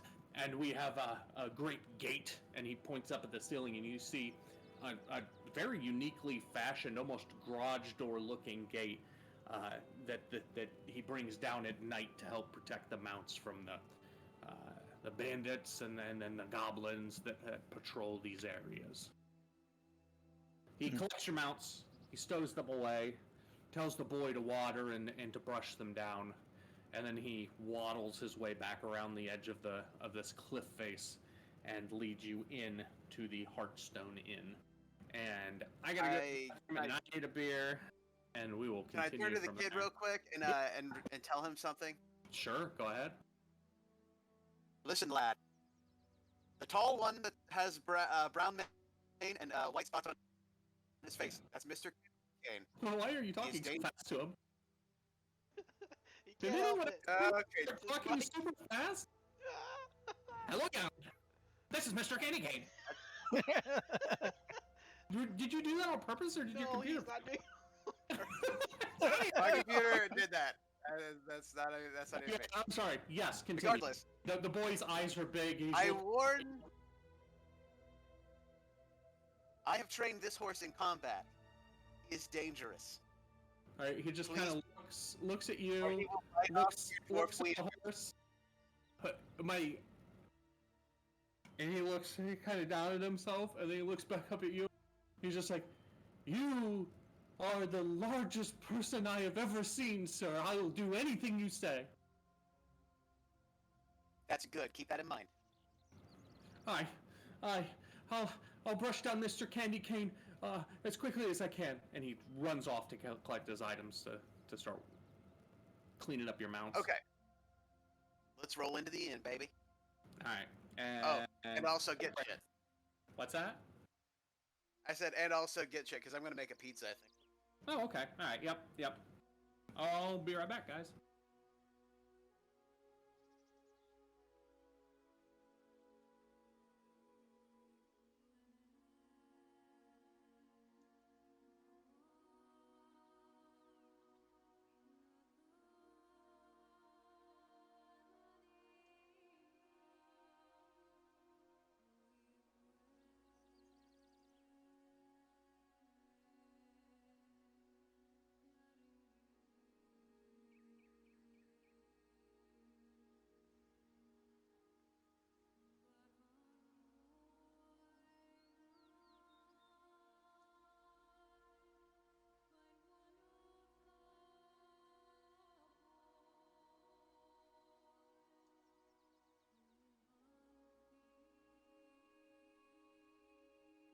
I wanted to look at this, okay?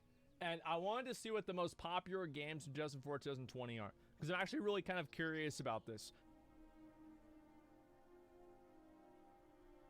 Wait, Final Fantasy in 2004? Look at that!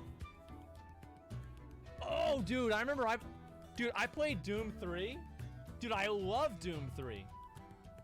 GTA San Andreas, I remember LoL had that one.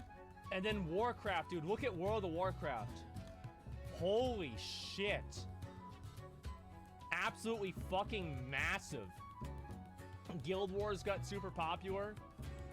Dude, so WoW was like the dominant game, man. I didn't even realize that.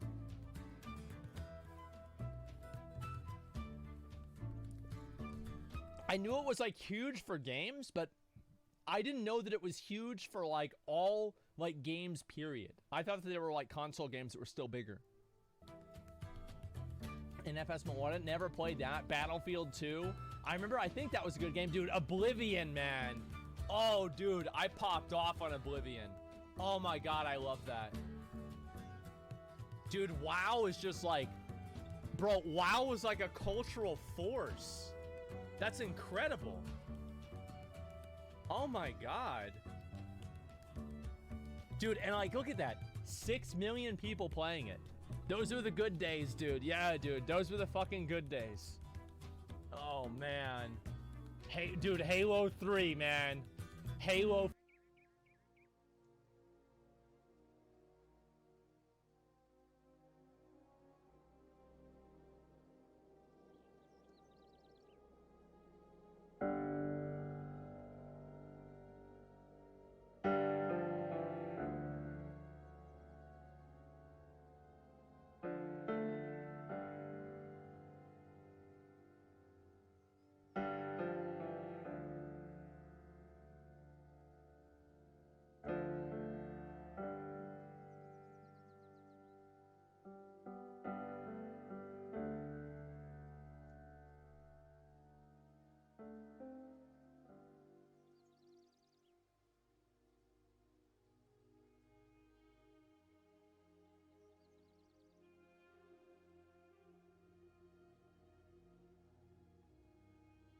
We've already spoken a little about the great man model of history when telling the story of Pachacuti's remarkable conquest of the Andes. The great man theory was an idea that gained currency in the 19th century and argued that history was a product of the impacts of great men, unique individuals who were highly influential due to their natural abilities, their heroic courage, or their superior intellects. This is a model that, for good reason, has fallen out of favour among historians, but it can still be hard to explain certain moments in history where events really did seem to turn on the determination and sometimes the obsession of a single person.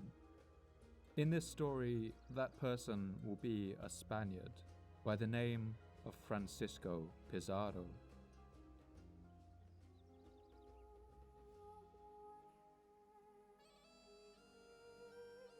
Pizarro was born in the Extremadura region of southeastern Spain, a region whose name comes from the Latin phrase extrema et dura, that is, remote and hard. And it gives you a pretty good idea of what life was like here through most of its history. The land was dry and tough in the summer, and the people here were often poor. Oh, Pizarro was born in the most humble conditions imaginable. There are no official documents recording his birth, suggesting that he may have been an illegitimate child, perhaps abandoned and taken in by his adoptive family of peasant farmers. His adopted mother worked as a servant, while his father was a soldier who had earned himself the nickname the Roman for his exploits fighting in Italy. We all ready to go? Pizarro had... Haven't heard from Matt or Nate. Oh, is Nate here? I'm here. Nate's not here. Nate's not here. I believe that was a joke. Oh, okay. I got Make you. a perception check. Funny man. Funny man. Trying to find out what this blood fest is all about. Okay. Figure how much we owe the man, too. We're still waiting on that, though. He said he was here. Oh, okay. He's here. Oh, okay. All I right. mean, if you want to wait longer, I mean, that's No, it's fine. All right. So, you guys walk through these large door with this large slot, and as you do, the white-haired or white-bearded dwarf, no hair, walks around the side and kind of ushers you in. You walk into a actually fairly nice establishment. It's not super clean, but a large amount of tables, a good half dozen dwarves sitting around kind of sporadically, big mugs of ale on their tables. A couple of them have whole chickens that have been roasted on the spit that they're eating. To the right, you see a bar, bar table, couple chairs at that, and then to the left are all of those seats. Back straight ahead of you would be the kitchen. To the left, you see stairs going up. Finally, when you all enter, you hear the door shut and a huge wooden bar is dropped across the door. My apologies for being rude. I am Yaris. Or I'm sorry, I am Varus. I misspelled his name in a couple of these. Yaris is your brother, I assume.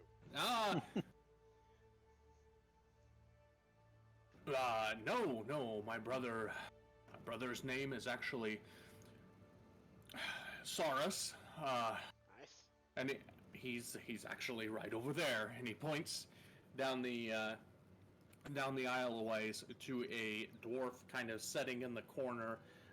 He's got a little mug of ale in front of him, and looks like he's got something in his hands he's fiddling with.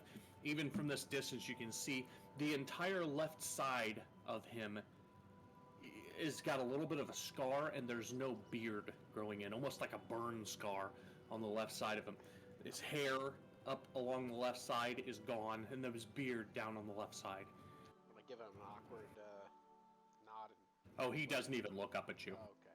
So Varus kind of points out, my brother Saurus down there, and my other brother, Billmore, and he points down even further down near the kitchen. He's kind of leaning up against the wall. A fairly large dwarf with a hood up, long beard, a lot of kind of salt and pepper black in it, but kind of has the look of a ranger, has a bow sitting kind of leaning up against the wall next to him. Wait, did you say kitchen? Oh, I did indeed. I'm already gone. You left and went to the kitchen? Yep. Oh, okay. He kind of looks at you, kind of scamper past. He's not much of a beard on that little dwarf.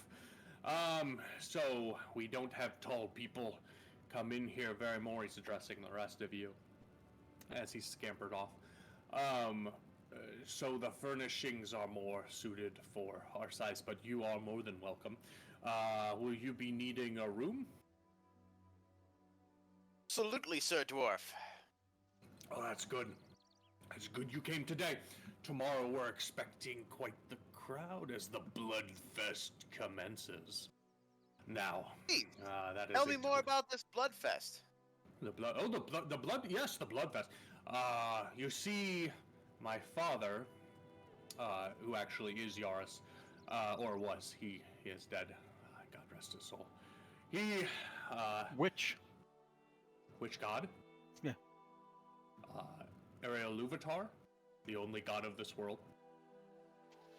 son of a bitch. I got you, motherfucker. Yeah, you did.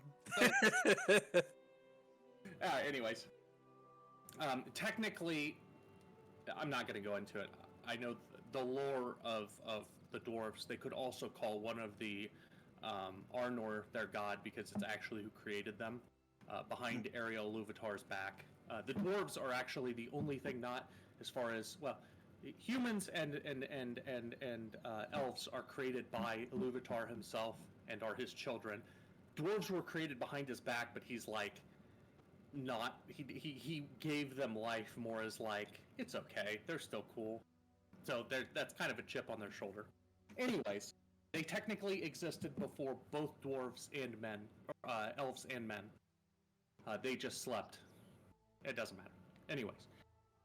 Now, 666, and he looks down at his. Oh shit! Demons fly through the floor.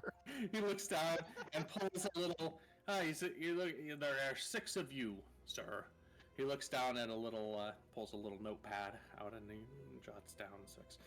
That will be a total of 8 silver. 8 silver for all of you. Assuming you're sharing a room, we have a room that will sleep 6, and we can drag some extra beds up for the tall people, and you just kind of push them together, and should be enough to suit you. Is this a fair price, you say? Seems good, my good Fair. dwarf. No, Dwarf? More than fair. all of that, all of the business out of the way now, and he collects. You guys can work out amongst yourselves. 8 silvers left your party. You asked about Bloodfest. My father began this establishment, and upon his passing, he was able to carve out many of these halls, and I wanted to add my own special touch on it, and my brother's as well. And he kind of leads you, I think about how this would be positioned, leads you kind of straight and then off to the right, and there are stairs that go down. Now, me and my brothers carved out this chamber, and below is a huge auditorium-shaped chamber. In the middle of that is a large oval with sand on the bottom of it, and straight across from you a large gate. This is where we hold Bloodfest. A challenge of strength and guile and accuracy. We have many sports, many games that we play down here, all open to betting for sure. That is how we bring in so many travelers. Many of them actually stay several days to make sure that they witness a Bloodfest. And lucky for you people, tomorrow night is our weekly event. We are unfortunately still missing anyone for the main event, but we will have a test of strength. We will have a shooting contest. And if we can find any brave dwarves, or he looks up at you guys, any people who would be willing, there is a great prize for those who choose to take on the most deadly of our challenges. All-out battle. One of the dark fiends of Mordor. Probably be a servant in Mordor for you, Matt. Yeah, but it Yeah, also sounds like true. it involves getting hit a lot. So if Now you this challenge, good Sir Dwarf, do we face it as if we signed up? Would we face the final challenge as a group? three members of your party, if you were to choose, could go in and attempt this challenge, but I tell you now that it is it's no easy thing to face the beasts that we collect. My brother, Billmore, down the way, he is actually one of the rangers of the north. He helps to scout out these creatures, capture them with his band of brave warriors, and drag them back here so that we can have sport with them. Now, Sounds lively and entertaining, good Sir Dwarf. lively and lucrative, for sure, both for me and for those who compete. And he's looking at you larger folk. I would hope these things don't have a deadly gas or spittle that would affect the spectators. Oh, I've got some bad Dwarf Fortress memories creeping back on me. there are safety precautions that have been. We always do our best to keep the crowd safe. Now that being said, there are accidents. We do suggest the attendees come armored, just in case things get out of hand. But we, Of course. yes, we do our best. And my brother Yaris, or sorry, not Yaris, Saris, he is a skilled healer, one of the best. Those who go into the battle, if they should fall or become gravely injured, he is ready on the sideline to remove them from battle and get them back on their feet immediately. And he kind of just looks back and forth at you. Very little risk to your lives. That being said, it is quite a challenge. I do not lie. It is, especially the beast he's captured this time. It will be quite the fight and quite the spectacle. If you do not choose to battle, watching will be most enjoyable. If Well, do I must choose tell to you. battle, Oh, sorry. if you do choose to battle, the entry fee is 5 silver with a return of 10 times that if you return victorious. 5 per entrant or 5 for the party? 5 per contestant. 15 total if all 3 of you were to choose to join. Interesting. We can get back to you on that. Ah, very well. Once again, we haven't found any takers, and if we do, sometimes we have preliminary battles to decide who gets to fight the great beast that we've captured this week. Let me spin you a yarn, Sir Dwarf, about the adventure we just completed. If you wish to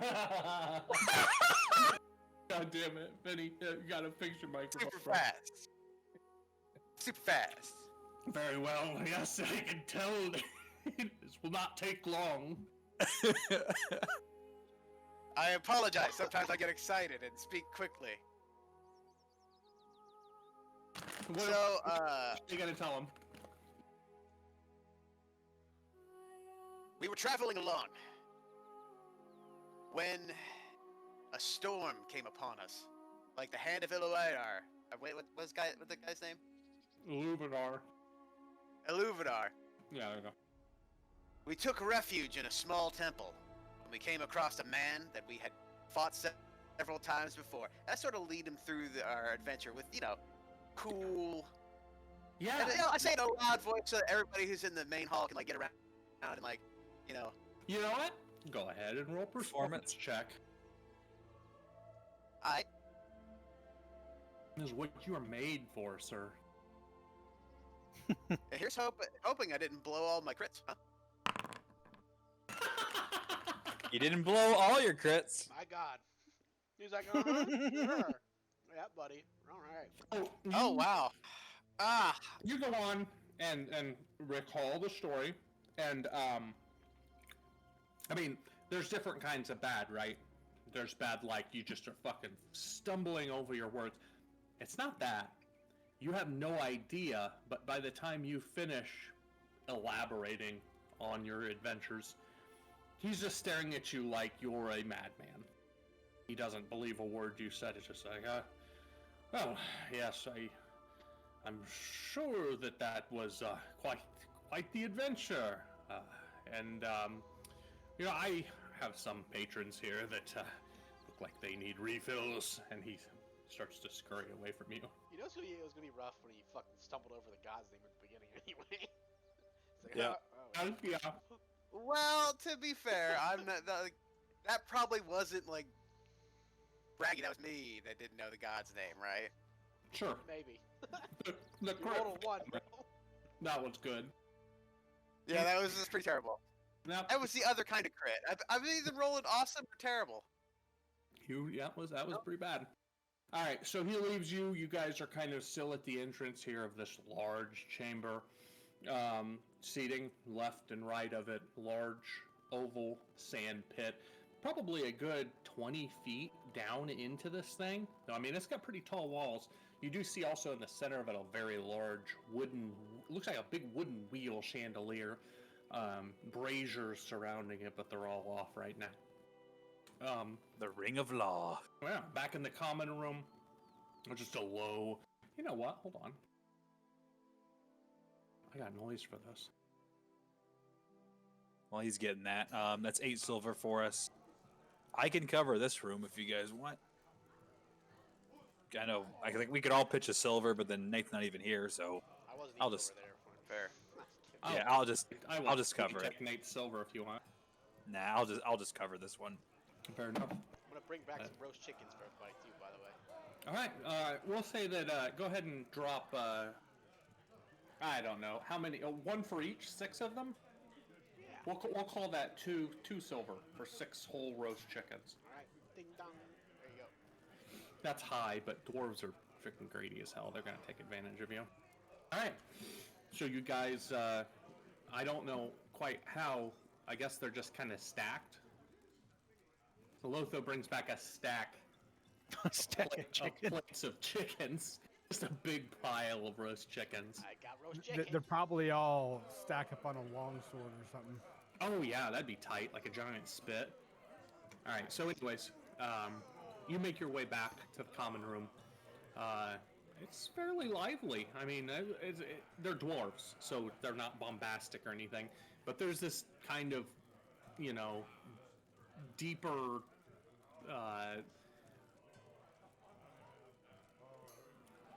like murmur of voices talking about. You can overhear a little bit about traveling on the road and seeing a small troop of goblins being attacked by goblins, just kind of one-upping each other. Say goblins attacking goblins? No, like one group saw goblins, another guy's like, saw goblins, I got attacked by them. So it's just kind of this back and forth conversation, basically, yeah. A tree Can we get any useful bits of info? Are you gonna roll perception and listen? Oh yeah, sure. I'll roll perception. Do it. You gonna help, Braggy? You both can be listening. Sure.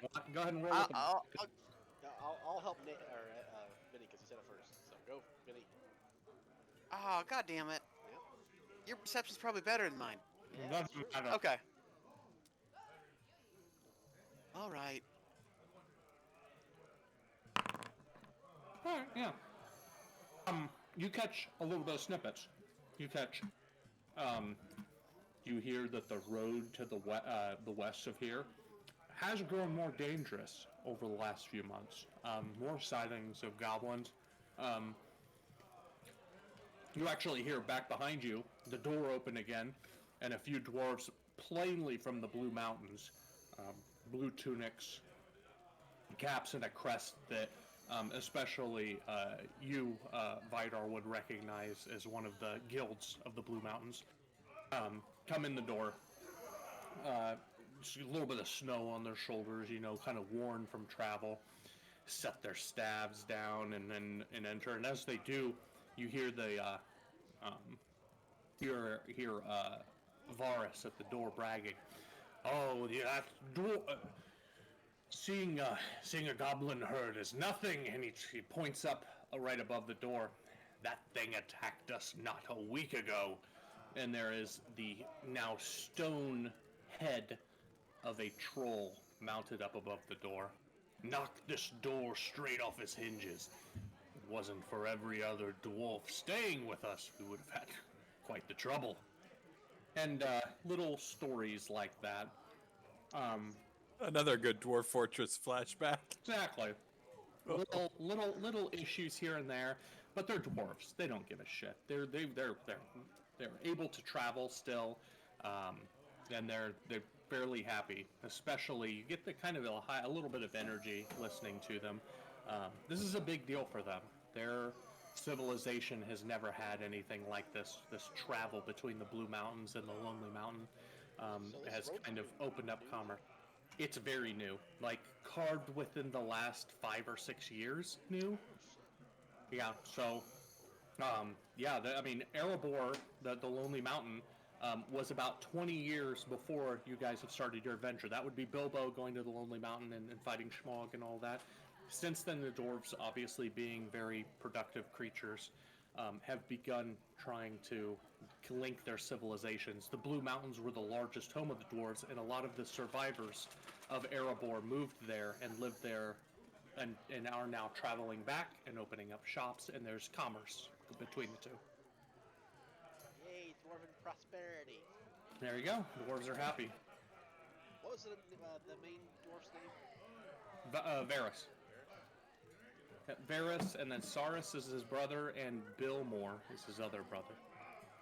I'm gonna nudge Saurus is the healer, right? Yes, yeah. He's also scarred. In the corner, scarred to his whole left side, fiddling with something in his hand. Looking over there, it appears that he's still at that. Any chance we could buy potions from him or something? You could go and talk to him.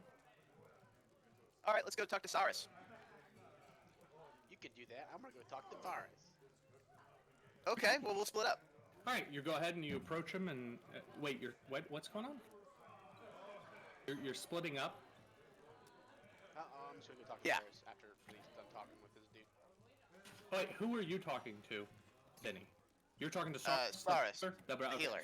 All right, yeah, you approach the table, and he's got his head down. You see in his hands he's got what appears to be a puzzle box. Hello, Saurus, yes?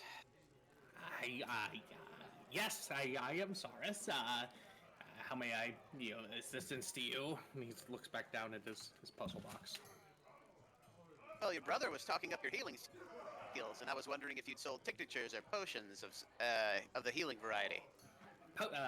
No potions. I got an artifact that I actually. It's this, and he pulls out about a 15-inch solid black rod. This I actually found this in the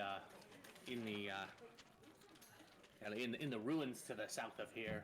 An old Numenorian item. I don't know exactly how it works, but a couple taps, and most people are good as new. But it doesn't work very many times in a day. No matter how much I play with it and mess with it, it's a little limited. Sorry, it's a little bit of a pervert. Pervert. You're not in on that conversation. You don't know. No, I'm not. That was Yeah, you're not over there. That was me out of character. But as far as herbal remedies, unfortunately I do not have much experience there. Not a lot of herbs up in this area. Mountains, snow, it's kind of perpetually winter.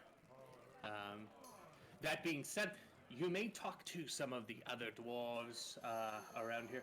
There are many from the Blue Mountains, and I know herbalism is something that they practice over there, much more fertile area. I don't know about Erebor. I haven't heard of much herbalism happening there, but the Blue Dwarves may have something to trade you. Excellent. Thank you, Saurus. I appreciate the information. And thank you for telling me about your big black rod. Yes, anytime. I love to speak of my rod. And he tucks it away in his pocket. And he goes right back to the puzzle box and kind of pounds his fist on the table. Damn thing!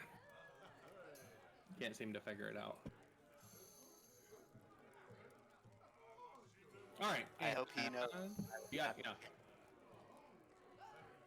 Go ahead. What were you saying, Brad? Oh, I said I hope he knows I would not be any help. Oh yeah, totally. Bragging is kind of dumb. Huh. He's a himbo.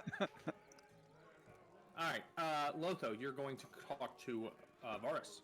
Yeah, I wanted to nudge Vidar before I went over there and see if he wanted to come with me. Okay. Yeah.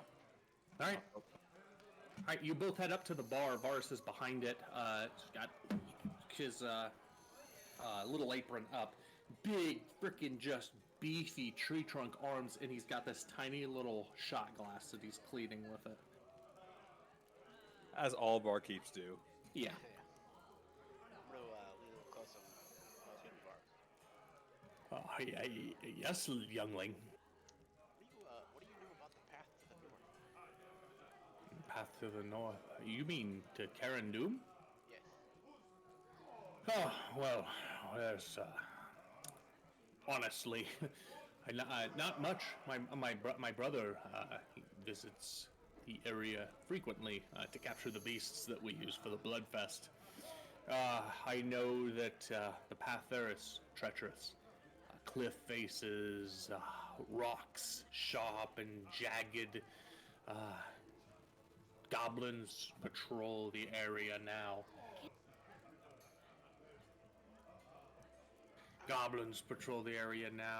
But he has seen Garandum. The fortress of Angmar with his own eyes. When we began constructing the road, there were no goblins, no dark creatures in this vicinity at all, but recently, just within the last year or so, it seems that they've begun to fester there again. It's actually been profitable for us, easier to go there and collect fell beasts than to, travel further north. Right. Easy money. Now I would call it easy, but there's nothing easy about capturing some of these beasts. You'll see tomorrow. It is quite impressive what my brother was able to pull in this time. Oh shit. Nice. Alright, well thank you for your time. I'm gonna slide him a silver penny. And then Oh. Vidar, do you have any questions for this good sir? All right, he picks it up and he kind of looks at it. He just kind of makes it disappear into his apron. Well, You look what are most kind, little dwarf. I won't judge you for your lack of beard. I judge him all the time. It's fine. Right. Indeed, brother. We'll go talk to this Billman, right? That's your brother's name? Billmore. Yes. Billmore. He is not one for much talk, just so you know. He's kind of the solitary type. Rangers normally are, aren't they? We'll talk about our travels. Maybe he'd like to know some of the things we ran into. Sure. So looking over across the way, Billmore is he was standing up against the wall there by the kitchen, and now he's sat down and he has a mug of ale and looks like a big frickin' roast in front of him that he's carving into with his knife. Good man. Or good dwarf. I'm gonna join you guys for this one. All right, you're all gonna approach him. Yeah, it'll be like the lunch table at school where we all just sit down around him. Wow. Okay. Descriptive. We're gonna fucking swarm this dude. That's it. That's it for those guys. But I'm gonna look over at the guys at the table and nod my head towards Billmore and see if they want to come. And we're gonna walk over towards them. Okay. You walk up to his table. There's no one else around. He kind of, stabs a big-ass chunk of meat, jams it in his mouth, and looks up at you. A little bit of grease dripping down his chin into his beard. Hail there, short one. How may I help you? Nice to meet you, Billmore. Vidar. From Lonely Mountain. Well, Lotho, welcome, little Lotho. Are you a halfling? Yes, of the Hobbit or of the Shire. Sorry. Of the Hobbit. Of the Hobbit, indeed. Yes, indeed. Well, I welcome you to Munchkin the Heartstone- Land. I welcome you to the Heartstone Inn.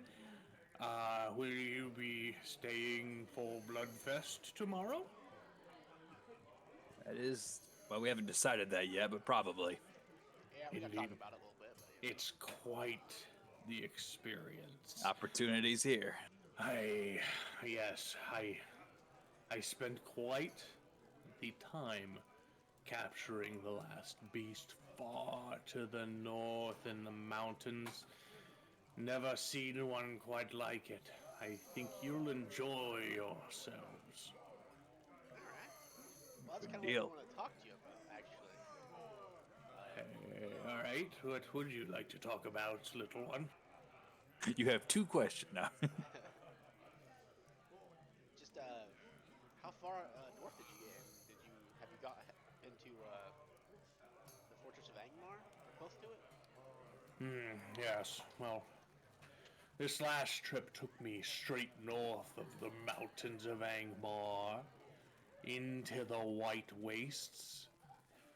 Far as you can see, solid ice.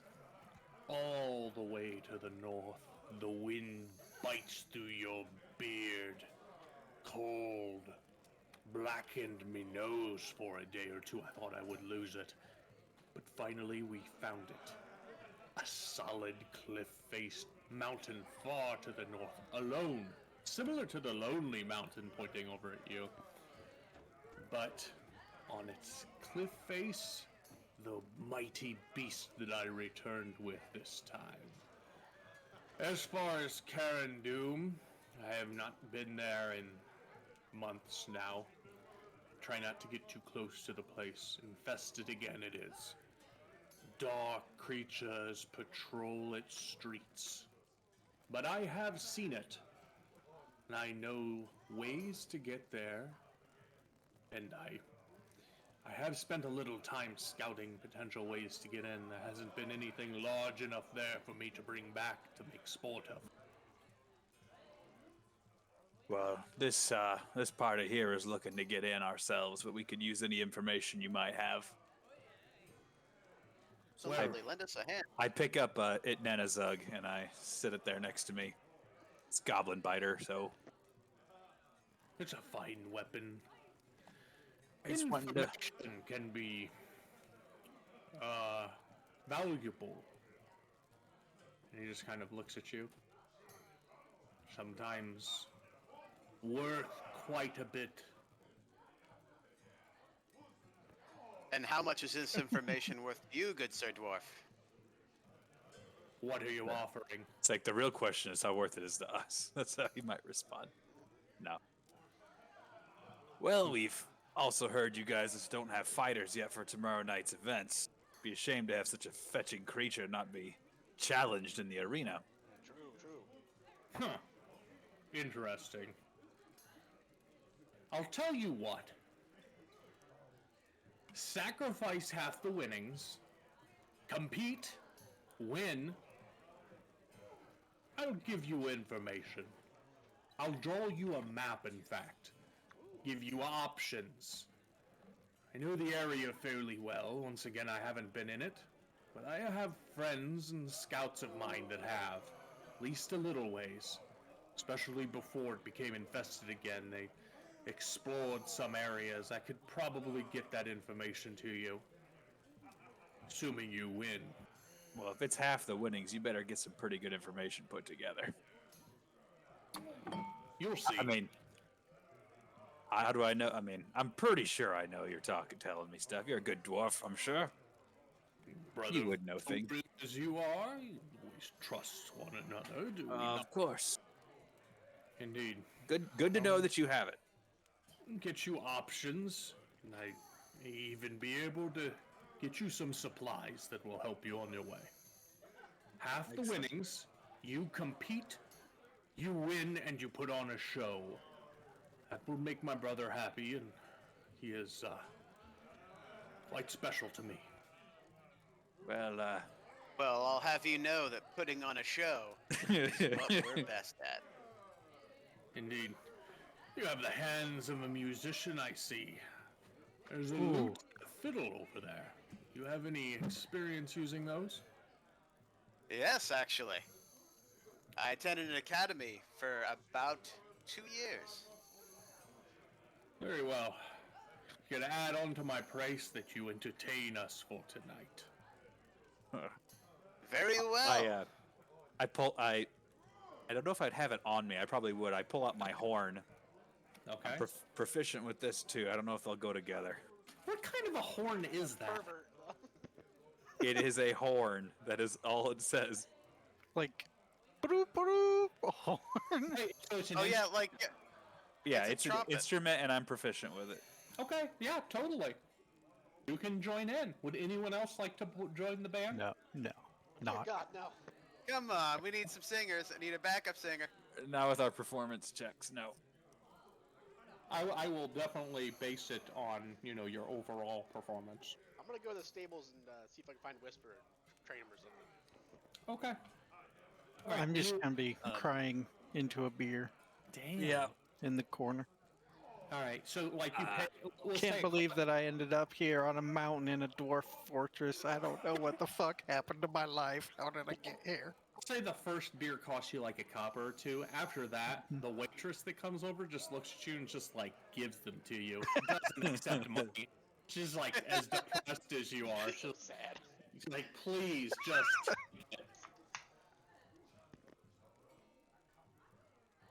Little did Alright. she know that he's a sadder drunk. Before we move, you know what? Let's go ahead and follow Lotho. Go ahead. You're heading back out into the night. No, into the stable. Yeah, it's night now. Right, but Oh, sorry. Is that the stable boy there still? Yeah, no. First off, I gotta figure out what I did with my wolf. Did I take my wolf with me, or was he in the stable? I would say, it's up to you. If you want to say you brought your wolf in, it's. I don't have. I need to start keeping notes on some of this stuff. I think you have fairly decent control over the wolf. Oh yeah, you crit You crit. Yeah, no, the wolf's totally following you around. It would not have been happy with being left in the stable. Okay. The wolf's with you in there. I'm just gonna train him a little bit. Yeah, what do you want to train him to do? I don't know. Big dick. Stay. Not bite.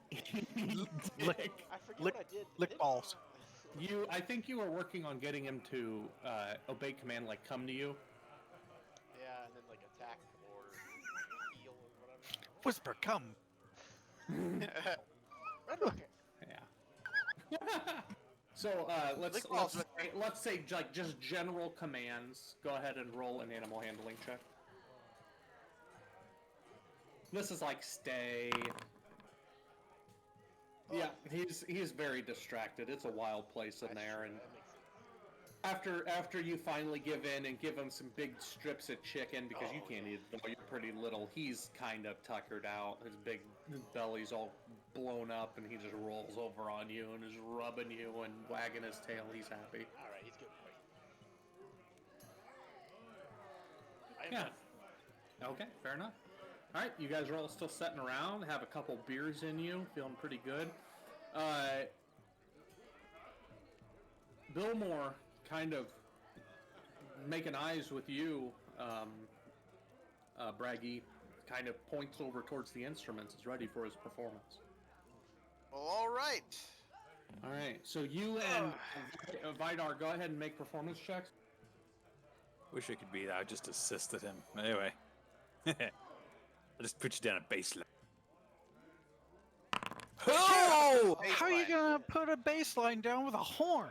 With a critical roll. Yeah, the funky Dude, ass drop a smooth baseline, man. 20 baseline. I gotta say, guys. I outperformed you, buddy. Hey, it's a dwarven hall, and I'm playing dwarven songs. I should have. No, I don't know. Yeah, no. So, you guys kind of go over into the corner. There's some instrument setting there. It's kind of rounded in such a way as to kind of project the sound that you're producing out towards. And they see, as soon as they see Braggy go up there, they see a large person, and a lot of the dwarves, they've got their pipes in their mouth, kind of turn and paying attention. And you just let out this wicked fucking wah off of your horn, and everyone's just like, "Oh shit!" And you guys kick ass. Yeah. Go ahead and say.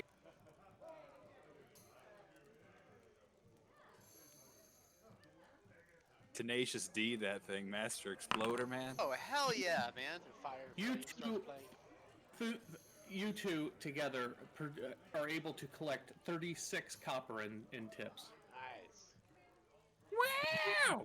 Dwarves are just kind of tossing them up there, and that's dwarves, man. They don't part with copper easily. You guys kicked some serious ass. Very impressive. And you kind of finish up, and you're just sweating, you know. I mean, you've been performing for a good couple hours. And you look over, and Billmore just kind of nods at you. He is totally accepting that as payment. At least some of it.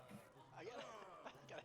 Is Matt like the most uncomfortable elf that's ever seen? Oh, by the way. Yeah, Haladir's just sitting back in the farthest corner, just kind of like hiding.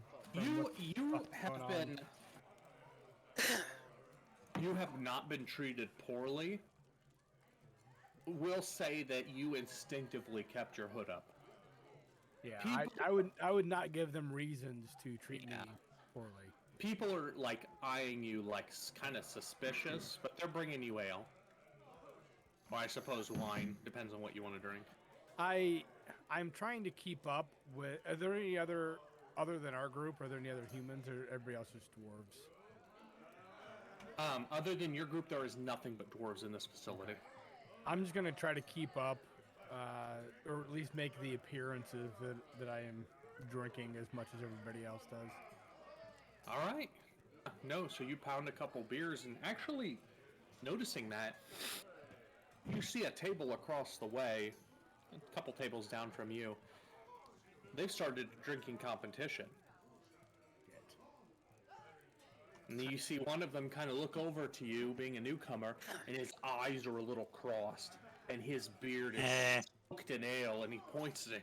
"Ah, come over, friend. Would you like to compete?" Dude, I don't think Do I'm it, mini match, do but it. my friend Garm over there, the one that's crying in his beer, may.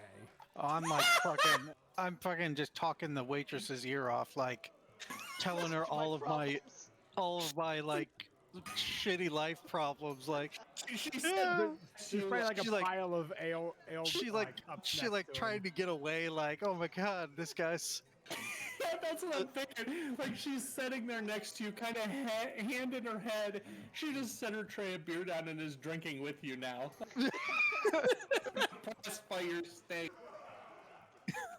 And she is a dwarven woman. She's got like some long sideburns. Now the beard and stuff, it's there, but it's kind of really wispy. I guess if you think of feminine facial hair, that's kind of what she has going on. She's fairly pretty for a young dwarven maiden. But anyway, she's sitting there and she's just like, I mean, her eyes are watery. She's tearing up a little bit, and you've taken her there. She's to question her existence. You are holding her conversationally. Yep. So yeah, no, I'm doing that. I'm not not doing a drinking contest. So the dwarf looks over at you and kind of like, what's going on? He's talking to you, Haladir, and waves you again. Come over here. Let's see you like your ale and see what you're able to do. The dude is destroyed. Well, in order to not make a scene, I will go over. Okay. He kind of looks around, and where the hell is the waitress? And sees her over with Garm, and just kind of like, what? To the bartender.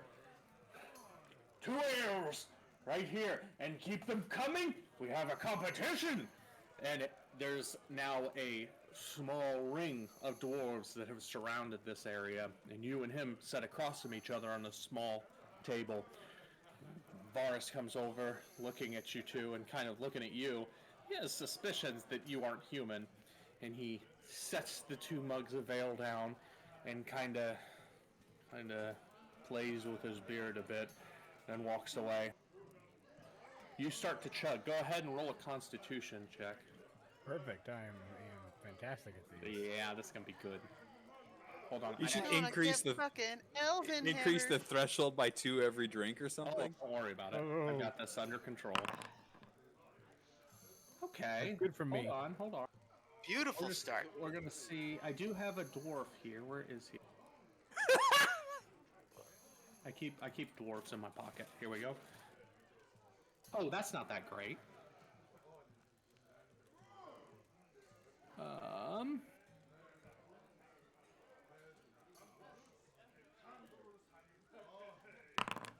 right. First beer goes down. The dwarf puts it back and slams his mug on the table and looks at you. You got a little bit of blurriness going, but you finish slightly behind him. Yeah, I would. Well met. There's going to be 3 challenges in a row, so they slap the next fuck, mug there's in more? front of you. So Haladir thinks it's just over. It's already done. And there's another mug of in front of you. And he just grabs the thing by the tank and starts chugging it. Go ahead and roll Constitution saving throw again. As I'm slowly drinking it, I'm gonna try to make eye contact with any of my guys and see if have like this help pleading thing in my face as I'm drinking this dirty dwarven ale. Trying to think. I imagine Nyrad would look over at you and just laugh. Oh, He would probably like, "Oh, give him 2." He's just gonna add into it. Yeah, he's just gonna smile at you and nod. So this time, you set that mug down, and you're like gasping for breath as you just chugged it. And you look over, and that dude is kind of leaning to the side a little bit. And finally, he sets the mug down, kind of like he had blacked out for a second. And he looks at you and looks down at the mug and is like, "What the fuck?" You won that round. So go ahead and roll one last time as the waiter comes back and sets the last mug in front. He vomit. Yep. This is what I expect. You guys both Exactly. rolled badly. So you both go ahead and start drinking. Boom, boom, boom, boom, boom. You are both completely wasted. You slam your mugs down at the same time, stare at each other, and just both vomit all over the table. Oh no! I'm gonna try to catch it all back in my mug. Oh no! Catch No! some of it's his, but it's coming back in. The entire thing is absolutely horrific. You stand up, shirt, doublet is just dripping vomit. You are just, I mean, you got the frickin' twisties hardcore. You kind of stumble away, and before long you feel a dwarf's arm around your back. Oh, quite the challenger indeed. Come to the bar with me, sir. And he walks you kind of roundabout way right up to the bar and starts ordering you drinks. Jesus Christ. Are you gonna die? It's the same, a different dwarf? No, I think I may. Yeah, he just threw it all up and then turned around and took him over there to keep I guess going. if you threw it all up, you're probably not as Oh, no. Yeah, you guys power puke. It's all right. This is all they do. power puke. God. All right, this is I imagine this is after our performance. Oh, yes, yeah. I headed up to the bar to see how. Happen at the same time. Yeah, I'm heading up to the bar to sit on Haladir's other side. I'll sit If on the there's other an empty side of stool. the drunk dwarf and try to steal beers so that Haladir doesn't get fucked up. Go ahead and make a sleight of hand check. Who are you stealing beers from? Haladir, so he doesn't have to drink them, so it doesn't kill him. You don't steal dwarf's beer, buddy. Jesus Christ. I'm stealing the dwarf's beer. I'm stealing Haladir's beer. Halabeer. Nice. Fucking, Oh no! nice roguery, dog. He just spills it. Fucking just picks it up and dumps it on him or some shit. Who, by the way, is paying for these, looks over and catches you snatch that beer. What the hell is this now? He stands up. Hold on. This Javier told me he's your designated drinker. It's okay. Well, all right. While this is happening, I take Haladir. Absolutely. I imagine this dwarf is looking directly at Braggy. Oh yeah, Haladir yeah. and I might be trying to signal Haladir to make an escape to the room. Sweet Moses. Oh, He turns around and he crit punches you in the face. Well done. laughing. You take a total of 6 damage, Braggy. All right. You take it right on the nose. I mean, it's perfect, and you just blood straight down the front of. Meanwhile, it is distracting enough, and the dude is totally smashed that you guys are able to escape, and Braggy has saved Haladir from having to drink anymore. So you work your way. By the way, back corner edge of the tavern room, there are stairs that go up to your room. I was gonna say I'm taking to the room right now. You go up there and I'm assisting him on the stairs. you go up there and you realize you have absolutely no idea where to go. Shortly behind you, Varys comes up. Sorry, we're haven't quite moved the beds for you yet. Come on down here to room number 12. And he walks down. It's a long hallway down on top. Unlocks the door. There's a fairly clean, reasonable room there with 7 beds total. And he immediately takes one of them and slides it up foot to foot with another one. Let me help the lad. And he grabs Haladir, and you both walk him to the bed and lay him down. Varys, you got a well over here somewhere we could wash him up a little bit before we put him down. I can send some warm water up for you. Just a minute. And he exits to the room, and you guys are left alone. Meanwhile, down below, the dude who punches you. Hold on. Yeah, he pretty much immediately just kind of passes out. He's not really. He doesn't really understand. Like, it's almost like he punched you and then has no idea what he was doing. Turns around and sets back down, and he's fine now. He sees his beer still there. Yeah. Just a total. I mean, just totally out of it. He looks over. Haladir's gone. Well, whose beer were you taking? Yeah, pretty much. Anybody like to do anything else while you're in this nice dwarven establishment tonight? Oh, we just need to figure out what we're gonna do about tomorrow. But I was kind of hoping for a bar fight. Well, you got a solid punch, but Well, I was gonna be like, oh, talking to the lady, like, see, this is what happens. I get it, and then like fucking slam her head into the table, What is wrong with you? just like rage and start punching people. would you? Oh my god. You see, this is what happens. Nidar or Nyrad, whatever. I thought you were Yeah. hoping to bang her. No, I was just be like, just like Nyrad.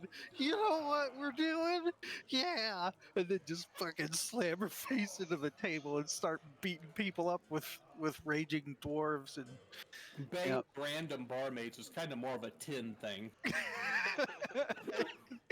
the long hole apothecary. Oh no! I did. That is correct, sir. Anyway, Anybody else have anything they'd like to do tonight? It is getting late. I want to wash Haladir up decently so he's not terrible tomorrow. I'm just gonna go up to the room. Pull him on his side. I roll him on his So he doesn't side, die. rub his back. Yeah, we gotta decide if there's three of us gonna be fighting a beast. We gotta figure out which three of us. Haladir may actually sleep with his eyes closed tonight. Nice. Well, I'd say if it was three of us, it should be Vidar, Nyrad, and Garn, right? well, he's expecting a show. That's a good point. Yeah, I would. He'd just be down there crying. I just rage and start stabbing. Well, did we get clarification that it's 3 at a time, or 3 contestants enter and you guys battle each other? 3 contestants versus the fell beast that was collected. Okay.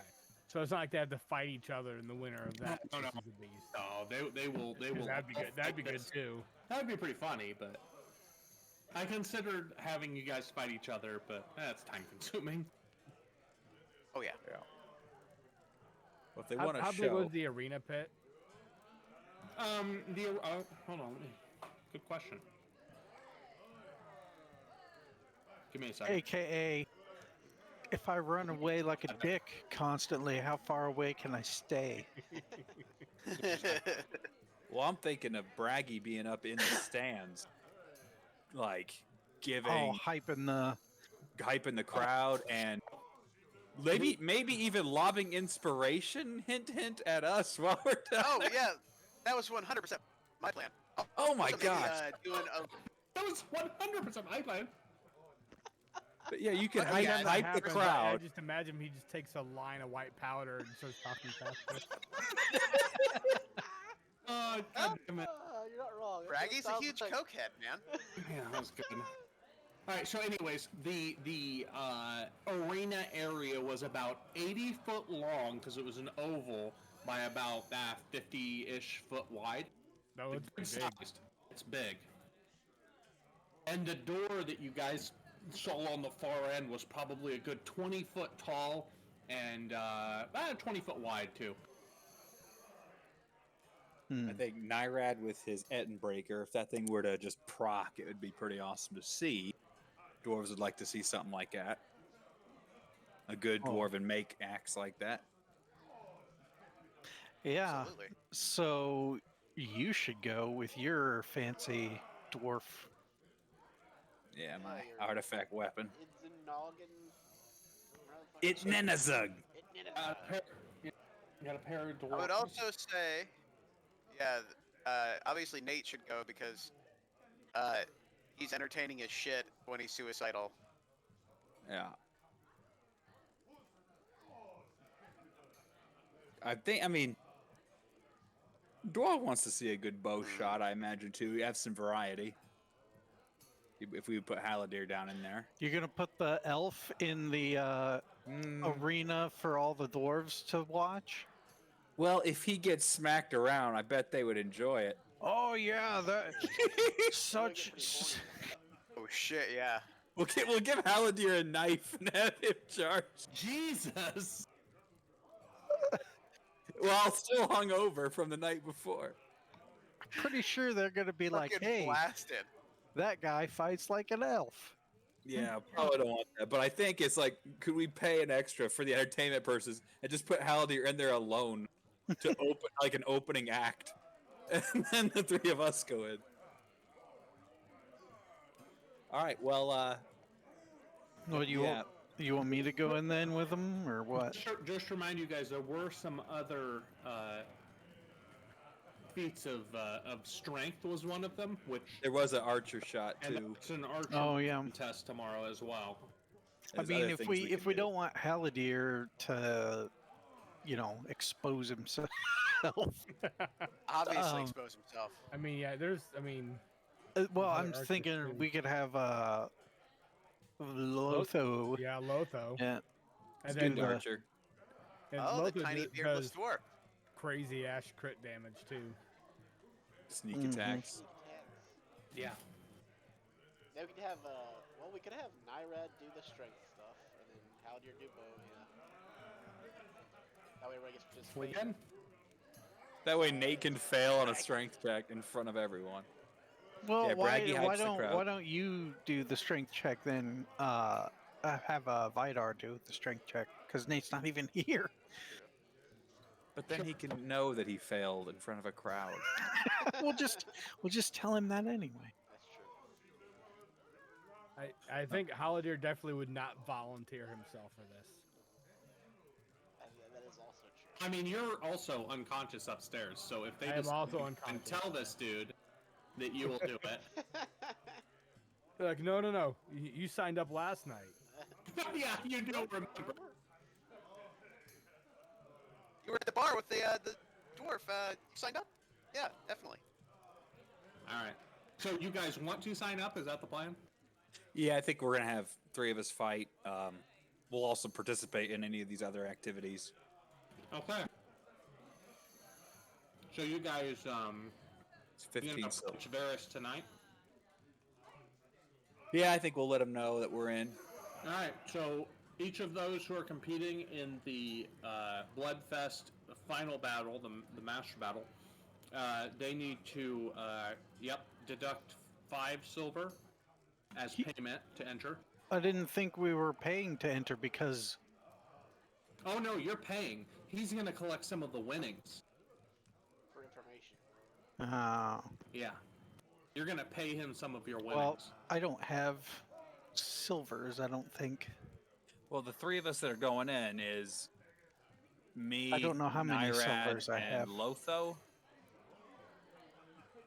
So I don't know if you're going in. 36 copper pennies. How does Oh. that translate to silvers? So it's That I got. 12 copper per silver, so it's 1.5 It's silver. ridiculous. So I can. Oh no, never mind. I had plenty. Of... Oh, Yeah, okay. you got a lot of money. Alrighty. All But- dude, I'm also gonna be running the betting pool, or at least betting on you guys for the betting pool. Yeah. So they've got a whole racket set up. Having spoke to Varys about this, We're gonna lose. no, he totally excuse me. He totally has like a. I mean, he goes around and collects. He has a little like notebook that he keeps for bets. Everyone in the facility will be betting for you guys. The odds will kind of depend on who enters and what people think of them. So, who all is going to do the actual fight at the end? I think we decided, and correct me if I'm wrong, but it was myself, Nyrad, and Lotho. Lotho, Nyrad, and Vidar. Vidar. Okay. Each of you, I'll do it for Nate. Deduct 5 silver. I could pay Nate's if you don't have access to his. I totally have access to his. All right. Dude has a ton of silver. Yeah, I got a shitload too. Yeah, I do too. So normally you guys would have won 50 silver back if you win. Now you will receive 25 back Yeah, if you good win. information, though. Yeah, And better a be. bunch of bitchin' information. Got to make sure it's a good show. All right, so you guys approach Varys, You pay for entry to this. He looks at you, looks, kind of looks at Vidar, Nyrad as well. Any of you decide to compete in the feats of strength? We got some participation for some of these other events. Are those entry priced as well? Their entry, not quite as much planned, as it were. You have secured your spot for the Bloodfest final battle. When I call out for participants for the others, just raise your hands, come forward. It's 2 silver for each of the other events. Once again, it's 10 times payback if you win. Roger that. Some of our party down there on a few different things. So, Well then, we'll see you tomorrow night. Good evening to you. Roll up to him and ask if I can get good odds, because I feel like everyone's going to underestimate Lotho. Okay. You're bleeding from your nose. I just imagine the image. Yeah, you just walk up, there's fucking blood straight down the front of you. He kind of looks at you. Jane DeVito, Sonny. So the little Absolutely. the little beardless dwarf intends to fight the. Well, who's it? Vidar and who else? Nyrad. The 2 dwarves. 3 dwarves, 1 youngling. I'll give you 3-to-1 odds on that. But I'll put down 20 silver. Very well. He takes out his little notebook and jots that down, collects the silver, sticks it into. He has, like, you notice on his waist, like 4 different pouches, each of different colors. He opens a particular one and slides them in. I'll see you tomorrow night, and good luck to you, sir. What color pouch was it? The one that he put my coins in. It was yellow. Okay. And we'll say if you noticed the first time, there's a blue one in the very front. Whenever you guys paid for your room, he placed it in there and once again wrote it onto his ledger. The dude is fastidious about keeping these things. Fast and hideous. Got it. Yes. All right, so we're bedding down for the night. Like to do tonight. You had a very eventful night. We did. Yeah, I got punched in the face. We rocked this house. And Haladier got blackout drunk. He did. And there's a poor waitress going to look for a new job. Bomb a moat around this entire inn. Probably just thinking about her entire life at this point. does the waitress come out of Garm's room in the morning? Hey, we're all in the room together. I come out of her room. Oh. And she's still crying. He was holding your head as you cried all night. Yeah. Yeah, nothing actually happened. It was just me being depressed and like being in the fetal position on the floor. Yeah, I'm trying to think if there. It definitely isn't deception. I'm trying to think if there's anything you could roll. To get into her room? Oh, no. Just to impress her in general. I'm not trying to impress her. I'm just telling. I think he said He's being himself. I think he said Yeah. He's unloading all his life problems on her. Well, it wasn't attractive. We'll just put it that way. Oh, absolutely not. I know that. could be. Maybe she wants. I was being a clingy creeper. So, like, Sad sack. let me unload all of my problems onto you, stranger. We certainly accomplished that. Alright, so. Next morning. You guys wake up, feel fairly refreshed. Come down to the common room. Anything you'd like to do? Well, we don't want to miss out on the festivities, so that's tonight, or is that going to be during the day? I'm talking to Varys, he explains that's tonight. You'll see quite the troop of dwarves coming through here before the end of the night, I assure you that. Should have a full house. We're about 60% capacity now. I expect that there'll be some sleeping down here in the common room. We have our I room for the think next I night as wanna well. go- Oh yeah. Let's pay for the next night. Yeah, paying 8 more gold or 8 more silver, you most certainly can. I'll get it again. I also want to go do an animal handling with Mr. Candy Cane. Like the very last, I got 2 out of 3 for Bite Dick, and I want to finish that. I thought Bite Dick was 100%. No, I got Stomp, and Yeah, then I was front working on kick. Bite Dick. Yeah. Okay, go ahead and work on Bite Dick. Go ahead and roll an animal handling check.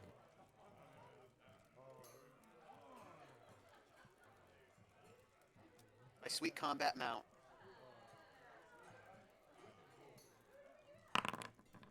Yeah. So you go up to Mr. Candy Cane, and you say your trigger word, Bite Dick. Mr. Candy Cane understands a little bit of it. I mean, he has had some experience in biting dick now. He immediately bares his horse grinding teeth, extends his horse head, and latches onto your nipple hard. So unfortunately, he missed dick. How he was training on himself personally. Oh yeah, he is. I think we all know that he is. I was I was holding up a carrot. But he went past the carrot. But you're holding it like at nipple level. It extends directly past the carrot. Oh, wait, you're holding the carrot down at your dick? Like a dick? Yes. Yep. Like a dick. I mean, Like a carrot dick. he does get the biting, but he bites you in the nipple and then latches the carrot out of your hand and is most pleased with himself. God damn it, Mr. Candy Cane, that hurt. Yeah, unfortunately, not a lot of progress today. But Mr. Candy Cane understands that you want him to bite things when you tell him to bite dick. Now I just need to have him know what to bite exactly. Now I just need to know what to bite exactly. So good. What to bite exactly. Anyways, anybody else? You got basically a day just kind of hanging out at this inn. You're eating good. You're drinking good. You're warm. It's been quite the experience compared to how you've spent the last week, probably about 2 weeks of your lives. That's the first time I've slept indoor in like a month. Yeah, I mean, It's you Rivendell. guys- yes. And you know what? Varys kind of sees you getting kind of just relaxing and having a good time. He approaches you. I couldn't interest your party here in a hot bath, could I? Why'd you say it like that? Hey, no reason. I'm just, I mean, there's silver to be had in it, but we can heat water if that would be something for the road weary. You would enjoy. I would like to soak my feet. Could you stop breathing so heavy, maybe?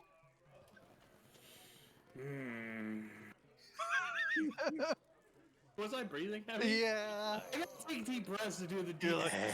Hey, you want You're getting a hot bath. You're hot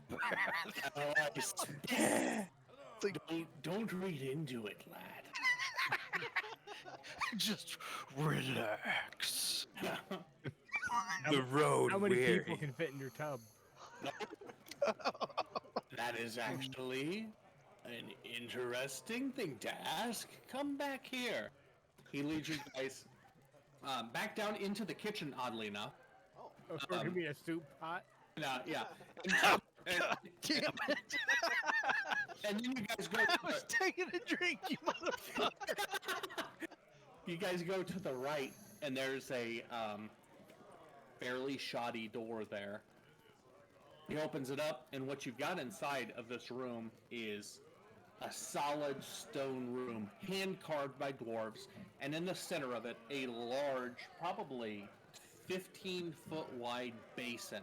Oh shit. You see, this here is a bit of a bathhouse. It's something we haven't invited many guests to experience yet. It's still under construction, I guess you would say. But you can see that we can fill this entire tub with water from a spring below the mountain, and we can heat it fairly quickly as well. Saurus has some experience creating what do you call them? Boilers to heat the water. I'm just saying, a silver apiece, tubs full, hot water, as long as you like. Yeah, I'll take that. All right, Might be good to be loose before tonight's events. who would like to be loose? I'll go. I'll take a bath. All right, I'm in. I'll take a silver off. all right. Braggy, Nyrad's in. He's doing it. Yeah, Haladir's gonna do it. He still smells of vomit. Oh, You're And gonna to be keep somewhat your private keep your away back here. hood on in the bathtub. Yeah. Everything else is just a hood. all right. So you guys go in there, and we'll say you express your interest. After a good hour, maybe 2 hours, Varys comes back. Yeah, it's ready. Come, please, come. He ushers you back. Once again, it seems a little like slapstick, like just kind of fucking thrown together kind of a thing. You can tell it's like a demo, right? Like you're in beta testing out this new bathhouse that they're working on. You go around the corner, and as soon as you guys, he opens this little hatch that they've got on the side of the wall, and the heat hits you immediately. It's basically a sauna in there. It's like 120 degrees, and it's amazing. You head in, and you all start to strip. You notice that the door is kind of cracked, and Varys is kind of watching you. God damn it. It's all right. Do I know that he's watching? Make a perception check. I mean, he said that we noticed it, so. Well, Oh, I really you noticed. noticed. Yeah, you're like staring right at him. He isn't quitting. He's just watching. God. All right, well, I look him right in the eye and just drop trowel. Give him a wink. All right, he's watching. It's fine. My guess there, Lotho, is he wants to see the quality of the basin, wants to make sure we're comfortable in here. Oh, I'm sure. I mean, you don't have to always assume the worst in a dwarf. Do we know if there's any side betting on the events of tomorrow? There are side betting on Competition. everything. Yes. So it could be that too. Yes. Yeah, the initial big battles of 3-to-1 odds for the three of them to face the beast that they're going to. There will also be side betting available on any of the smaller competitions. I'm gonna strip down and like flex. Okay. Yeah, go ahead and make a performance check. Yeah. You're gonna Let's see, stumble where'd and that drown. go? Where'd that go? What was that fucking... A 5. I just bend over and grab my ankles. give him a butthole shot. It's really cold in the room before. Oh, Super shrinkage. Oh, it's like Barry, check out my fruit bowl. it's like a turtle pulling itself in. But I mean, muscular. You're a slayer. You got some solid. Fruit bowl, dude. The fucking guy's gonna go tell the barmaid like I'm the funniest dick ever. Oh. So anyway, I look down at myself and I just go, oh. there's a reason it's so fucking sad.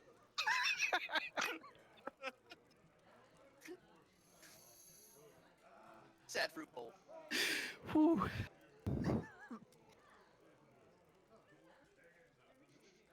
So Oh God. Sure, it's a grower. You're fine. you guys one by one strip, enter the water, and I mean it's fucking nice, right? He's carved out seats in the middle of this, kind of thinking like jacuzzi style.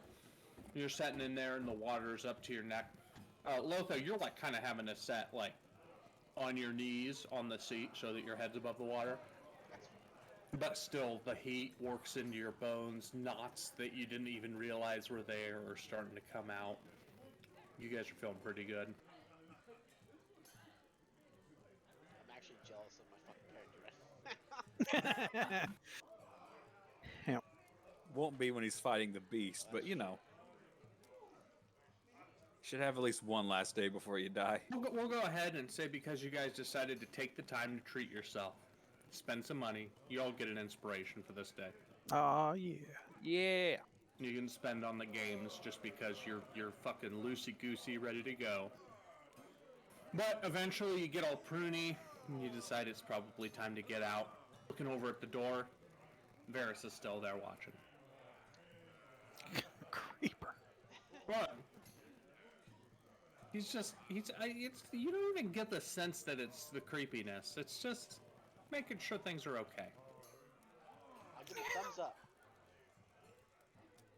You slowly see the door open a bit more, and he puts his fist through and thumbs up you back.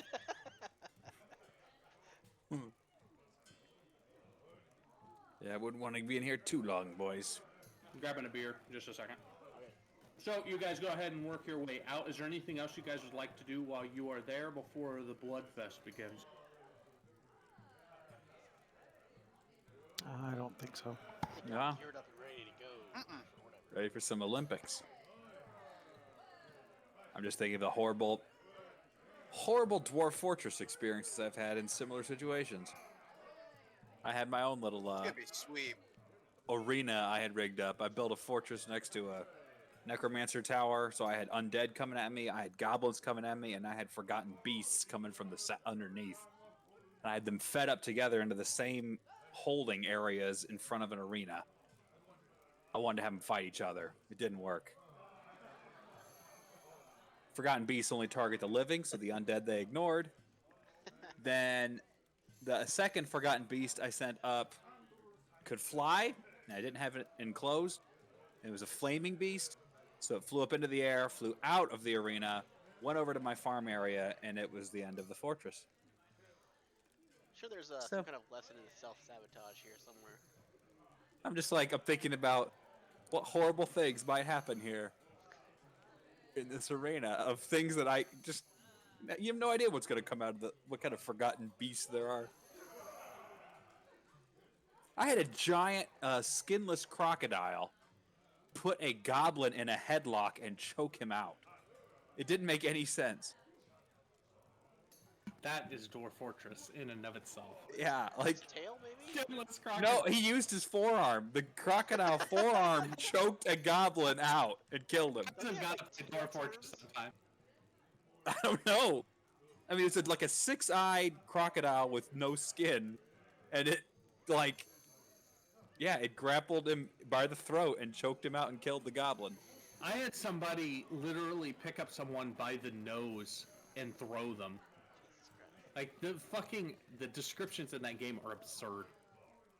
Anyways, you guys finish up, you head back out to the common room, get yourself some lunch, you're drinking ales, feeling good. You get a couple, especially braggy. I mean, still hurts a little bit, but it didn't break it, luckily. Got some people coming up, patting him on the back and saying, or people being dwarves, saying how they've enjoyed his performance last night. Hope that he performs again tonight. And get a couple beers bought for you while you're sitting there. Not tipsy. Oh, but I start yeah, I go start talking up my group. I'm like, oh, you think my performance is going to be astounding? Wait until Okay. you see these three gentlemen have in store for you. performance. It will be a No. Persuasion check. Persuasion. He's talking about down in the arena. Oh, absolutely down in the arena. I'm sorry, I didn't mean to give off the wrong impression. Persuasion. Okay, not bad. Yeah.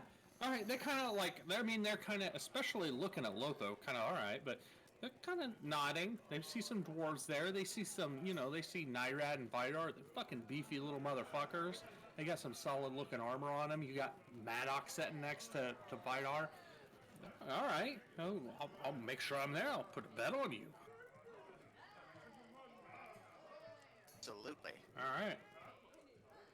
You see off in the corner, Braggy, out of the corner of your eye.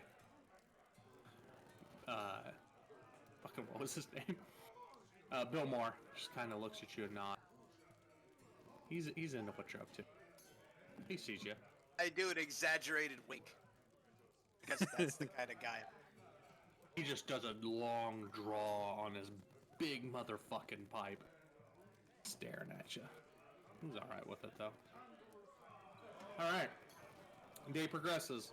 Once again, anything else? Or are you guys good? Looking to see the crowds coming in. Yes. Yeah, no, as the day progresses, there is a steady stream of dwarves. Super obvious, the comparison. Blue Mountain dwarves all have blue cloaks. Like, it is a fucking solid thing that you can buy cloak, know which is which coming in the door. Vast majority more Blue Mountain than Lonely Mountain dwarves. But you've got a solid mixture of each. By the time it gets around to about sunset, and finally Varys goes over and drops the giant, like, tree trunk size post in the door to keep it shut, he starts to holler, "All of you who want to watch the Bloodfest, this way," and he points down the hall towards the arena, and the dwarves all kind of get up in a group and work their way towards it. Might as well get you guys over there as well. That's not the button.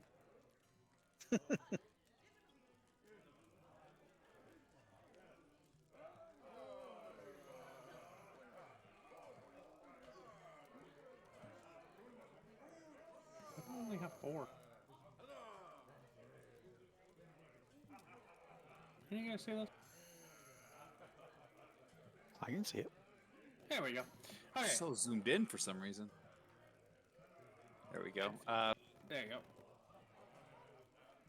Got some strange shadows in the middle of the pillar. They're like There are 4 large pillars. support columns or something. Yeah. Support columns. I can adjust those just a minute. But the point is, we can't attack through them. Yeah. Hold on just a minute.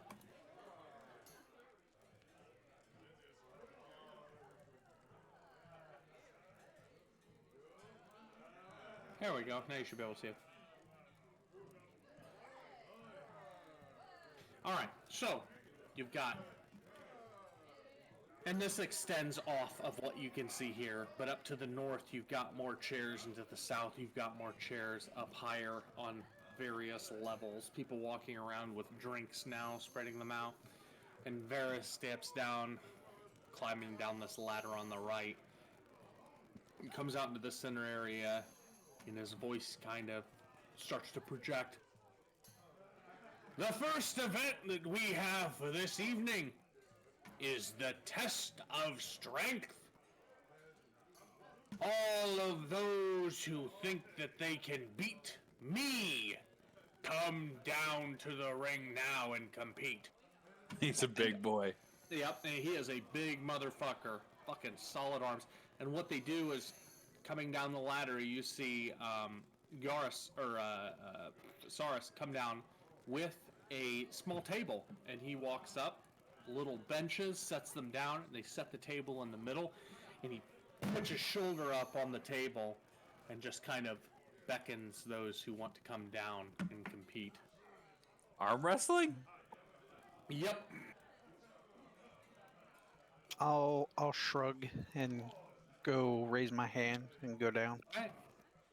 So you're standing in line between a couple dwarves, or standing in line behind a couple other dwarves, other people who've come down, and you see the first guy puts up a little bit of a fight, but you kind of see Varys go back a little bit, and then he just kind of looks at him and grins and just fucking slams his hand down onto the table. Kind of ushers the next person up. It's actually a young lady, and he's a little bit more gentle, but he bends her down as well.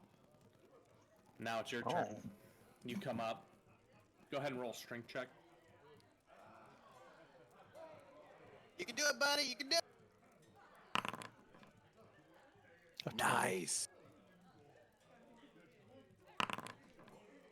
Fuck. So So hold on. You pay your 2 silver. Mm-hmm. You go ahead. We're gonna do this in 3 stages, just like I've done all of them. Okay? So you go in, and immediately you've got him back, and he's like kind of shocked that you pushed that much over. He starts to fight back against you. Go ahead and roll again.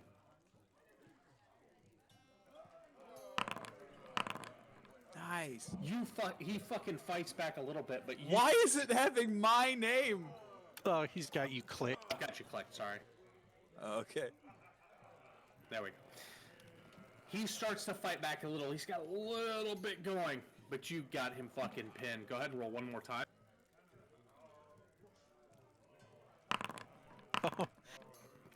Man, just at the end, you guys are matched one-on-one, and finally he gives way.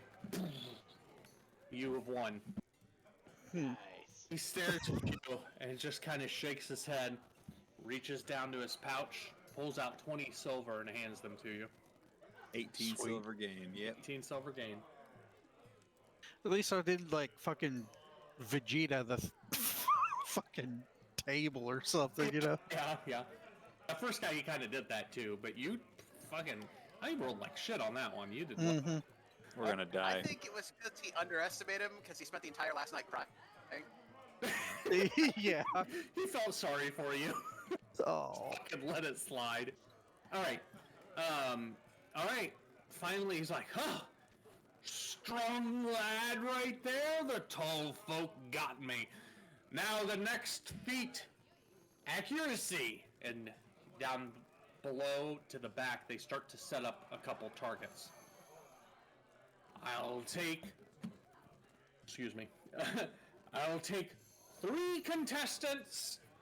And one dwarf to the left immediately raises his hand and he points at him. Do any of you want to compete? Howdy will jump in. Howdy raises his hand, he points at him. Anyone else? Points over at... It's just this one round, right? Then it's over, right? As long as you win, you win. It's going to be all of you guys competing. 3 shots. Closest wins. Okay. And then that's it for this tournament. That's it for this part of the tournament, yep. Gotcha, okay. Okay, so he finally points over to, and it ends up actually being one of his brothers. It's Billmore. Comes down being a ranger. And the 3 of you come down into the pit. Paladin takes a long rest. Okay. I forgot to click my thing. Gotcha. All right, Takes a nap right there. right in the stage. Out in the sand. All right, so the Still a little drunk from last night. the 3 of you stand next to one another. Go ahead and roll an attack roll on the target. And I will roll 2 here. Oh, Paladin, you can do it! With our normal weapons, right? Yeah, with your normal bow. Okay, and then we've got one guy who is a plus. That's one of the others, and then finally Varus is a 7. Oh, so first arrow loose. You and I don't. You and Varus both hit very similarly. The other guy, it's a little bit off of bullseye, but you guys are both right in the middle. Go ahead and roll again. Can I just auto crit? No, I will not allow it. Oh, balls. Fucker. Well, auto crit means you did a bunch of damage. Doesn't mean that you aimed perfectly. Yeah, it does. It's guaranteed hit. I hate you. Yeah. No, that's not allowed. I refuse. This is a competition. He's like, I know I'm not doing anything else tonight. Ooh.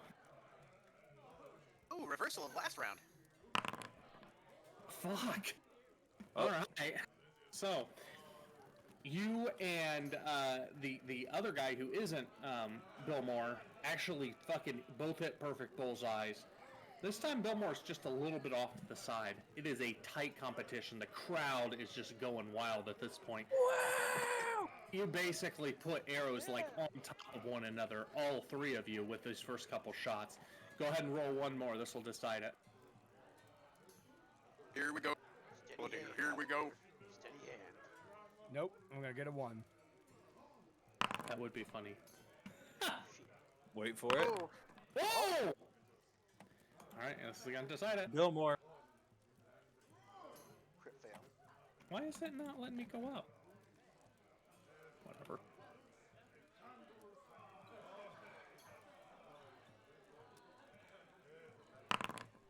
Oh! So, yep, finally, Billmore fires. Definitely looking a little bit closer. Crowd is so into it.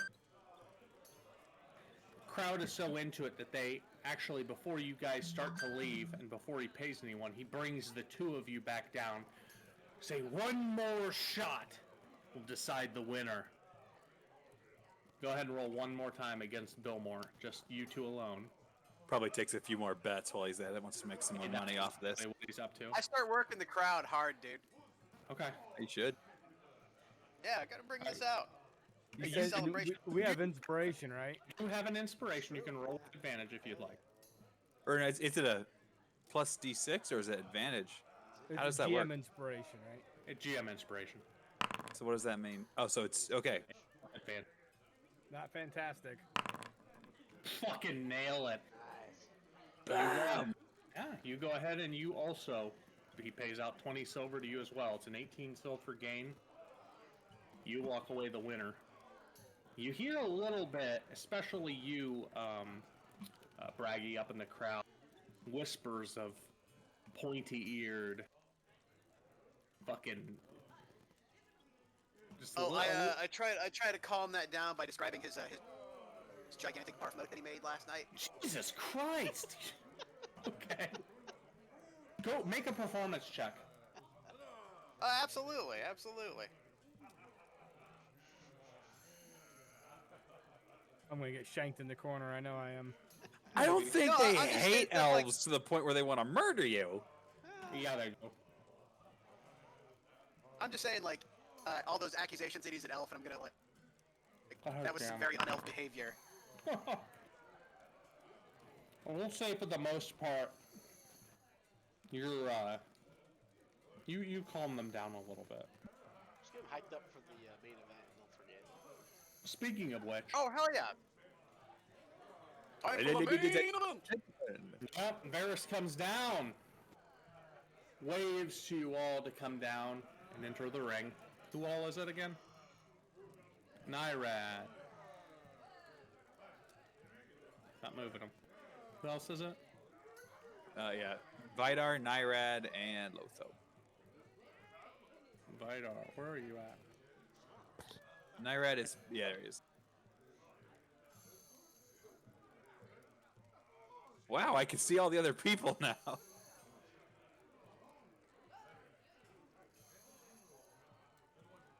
Oh, bring him back. I was just looking. I didn't realize it was set up that way. I don't know why you can't see from the outside. Like it's a big wall wrapping around and now we're elevated. I guess. It's kind of weird. Anyways. Varys comes into the middle. Kind of puts his hands up, quieting everyone. Now, my friends, it's on to the main event, the bloodletting. He just kind of nods his head, looking at the crowd. We've got some strangers here, travelers.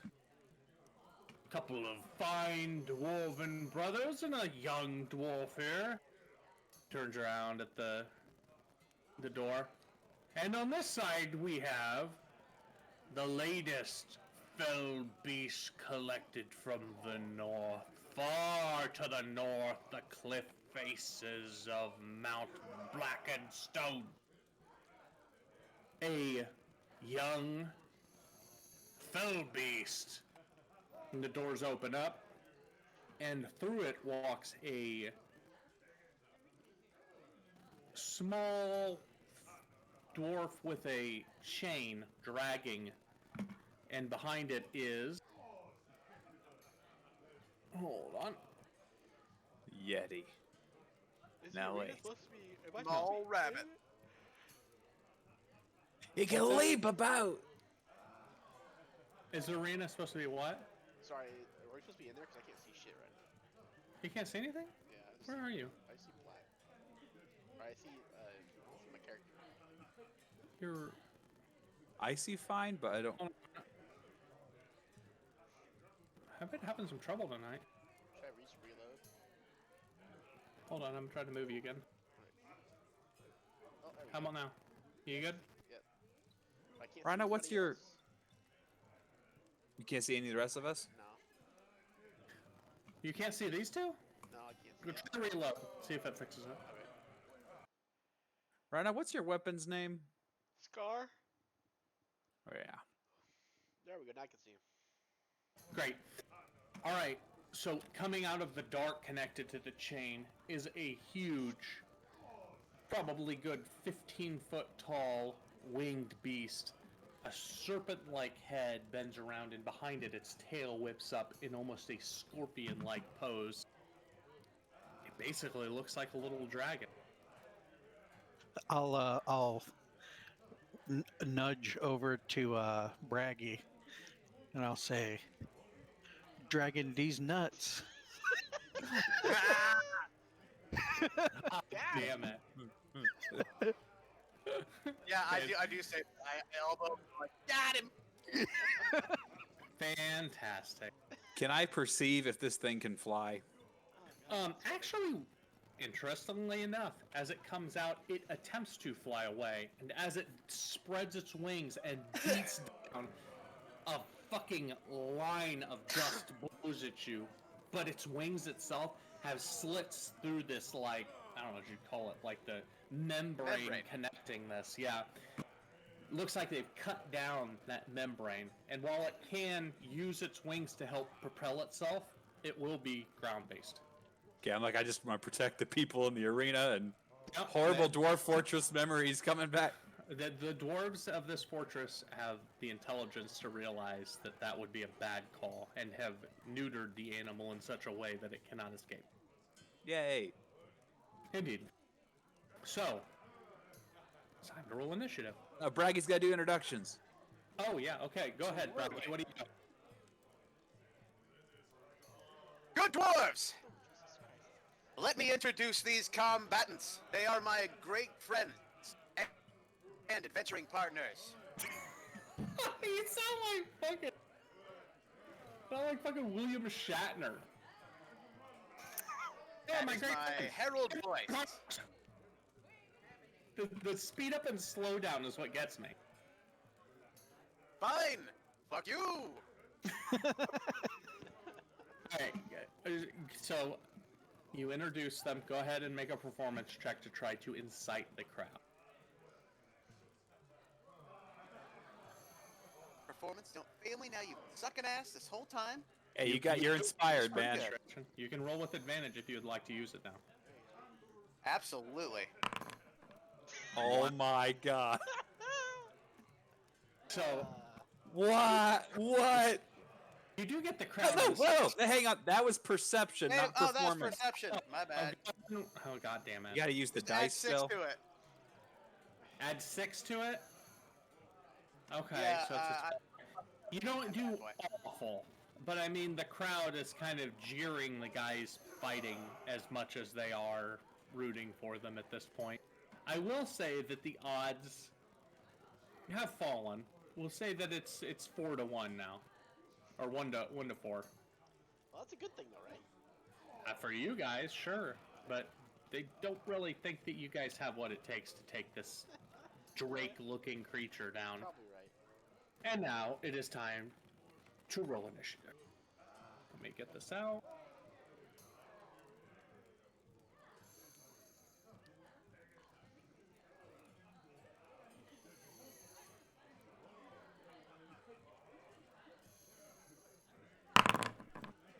All right, Mr. Vidar, it is your turn.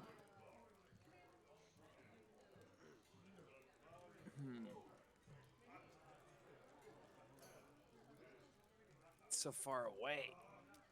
Keep looking over at that picture of Michael Jackson in Discord, and for some reason, I keep thinking he's pulling out his teeth. Sounds about right. I keep looking at He-Man ejaculating all over everyone. I want to, if this is legal, Whoa. Move to here and then hold action, attack dragon if it's in melee range. Yeah, that's totally legal. If it's legal, I'm gonna fight this dragon. I'd like to fuck this dragon. It is the fell beast's turn. The magic dragon. It beats its wings for a second and realizes that flight is not an option. So it starts to bend down low, cat-like, to the ground, brings its tail up around. And you can see that it is, like I said, scorpion-like, and you can see venom dripping off of it as it stalks forward. Go ahead and attack. Do I get 2? Holding an attack, you get 1, right? I have no idea. When your bonus attack is triggered when you make an attack. Oh, okay. So you get both. I'm going to use my inspiration now. Go ahead. That hits. Nice. Okay. Second That attack. hits as well. Oh. Damn, dude. So yeah, you fuck it up. So it stops in its tracks and turns towards you. It's gonna go ahead and bite you. Sure. Bite me. Oh yeah. That's a solid. 7 damage. And then it's going to bring its stinger around after it bites you and try to stab you. Yeah, I'll get me. Go ahead and make a Constitution saving throw. So 8 damage first here. Yeah. Gosh dang it, there we go. Get a click problem here. Okay. Wait, can I just click that? You can. It's a poison save. It is. I have advantage Don't on those. Oh, you have advantage too, and you take half? I'm pretty sure. I'll look. Fuck you. Advantage on throws versus poison. Yep. Okay, go ahead. Yep, you make it. Dwarf. Poison me. So it pierces you, but the poison, you're able, with your dwarven might, to just kind of, and it just kind of, and squirts out of the hole that it injected into your side. What? I don't know if that was required. I wanted it though. I'm drunk. This is bothering me that I can't see your health. Bothers me too. Can't see yours. What? Can now. Oh, there it is. Yep. Fixed it. Okay, it is Mr. Nyrad's turn, and he going to run forward thoughtlessly, enrage himself, and attack recklessly. Of course. It's like Nate's course. with us right now. Yeah, I'm giving you the Nate experience. Is that like a big chandelier that you're next to? Underneath. It's under, yeah, it's above them. All right, 13 damage.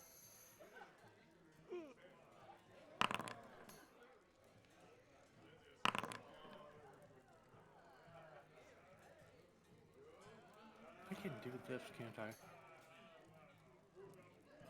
What the fuck?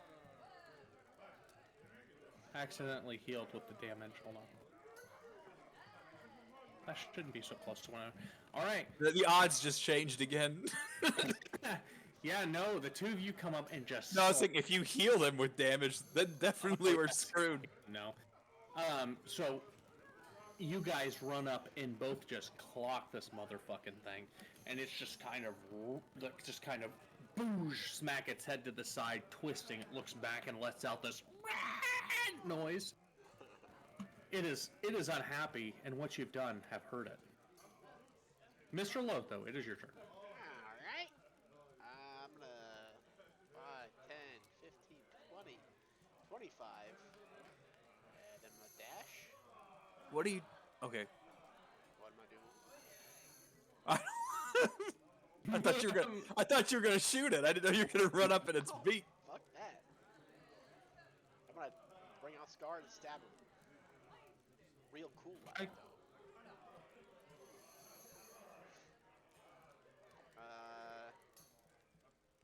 Real sneaky cool.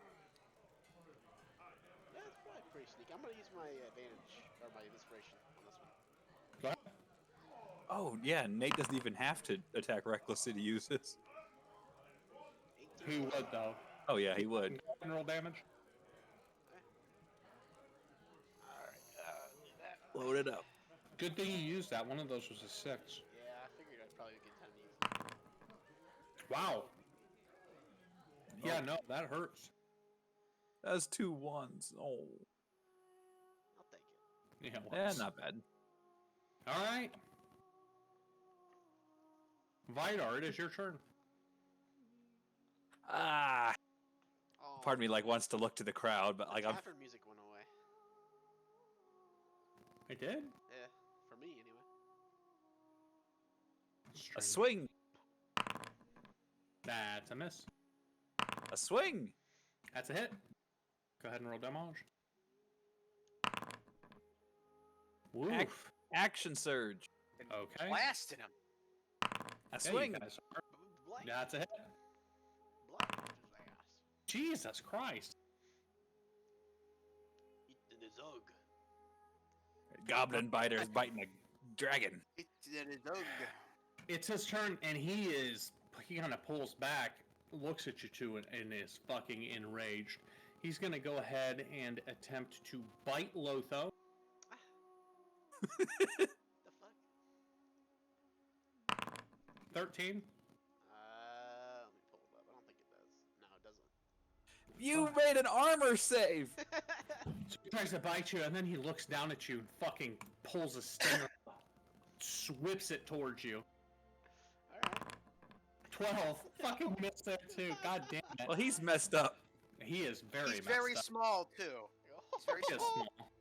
He's the hardest to hit target. So the stinger fucking shoots out and just digs into the sand as Lotho dodges out of the way. Nice. It is. Ryan fucking odd jobbed him. Yeah. It's Nyrad's turn. He's gonna do his thing. They both hit. Nice. Woof. Consistency. Yeah, no kidding. Very middle of the road. Alright, it's looking rough, guys. You guys have put up a hell of a fight already. Minister Lotho, it is your turn. Okay. Slash with Scar. Alright, go ahead. Try to get me, dragon. Fuck. That's a miss. And then I'll hit with offhand too, I guess. If I can. Nice. That's a hit. Nice. I have a rogue question then. Yeah. If you, sneak damage on the offhand. what was that? He gets his sneak damage on the offhand. I was gonna say if the sneak didn't hit the first time, can you do the sneak then? Yeah. I knew exactly what you're thinking. Yeah. Mm-hmm. I think that's right. Oh my god, that's so bad. Wow. 1112. Wow. Holy cow! That's incredible. You are Over 1 me, point and away shitty from a roll splitter. perfect failure. That was pretty bad. Wow. Alright, Vidor, it is your turn. I need your thing, Clint, where I can reroll my 1s and 2s. It's a wonderful thing. A swing. That's a hit. Oof, god damn, guys. Is it still breathing? Whoopsies. It is still breathing.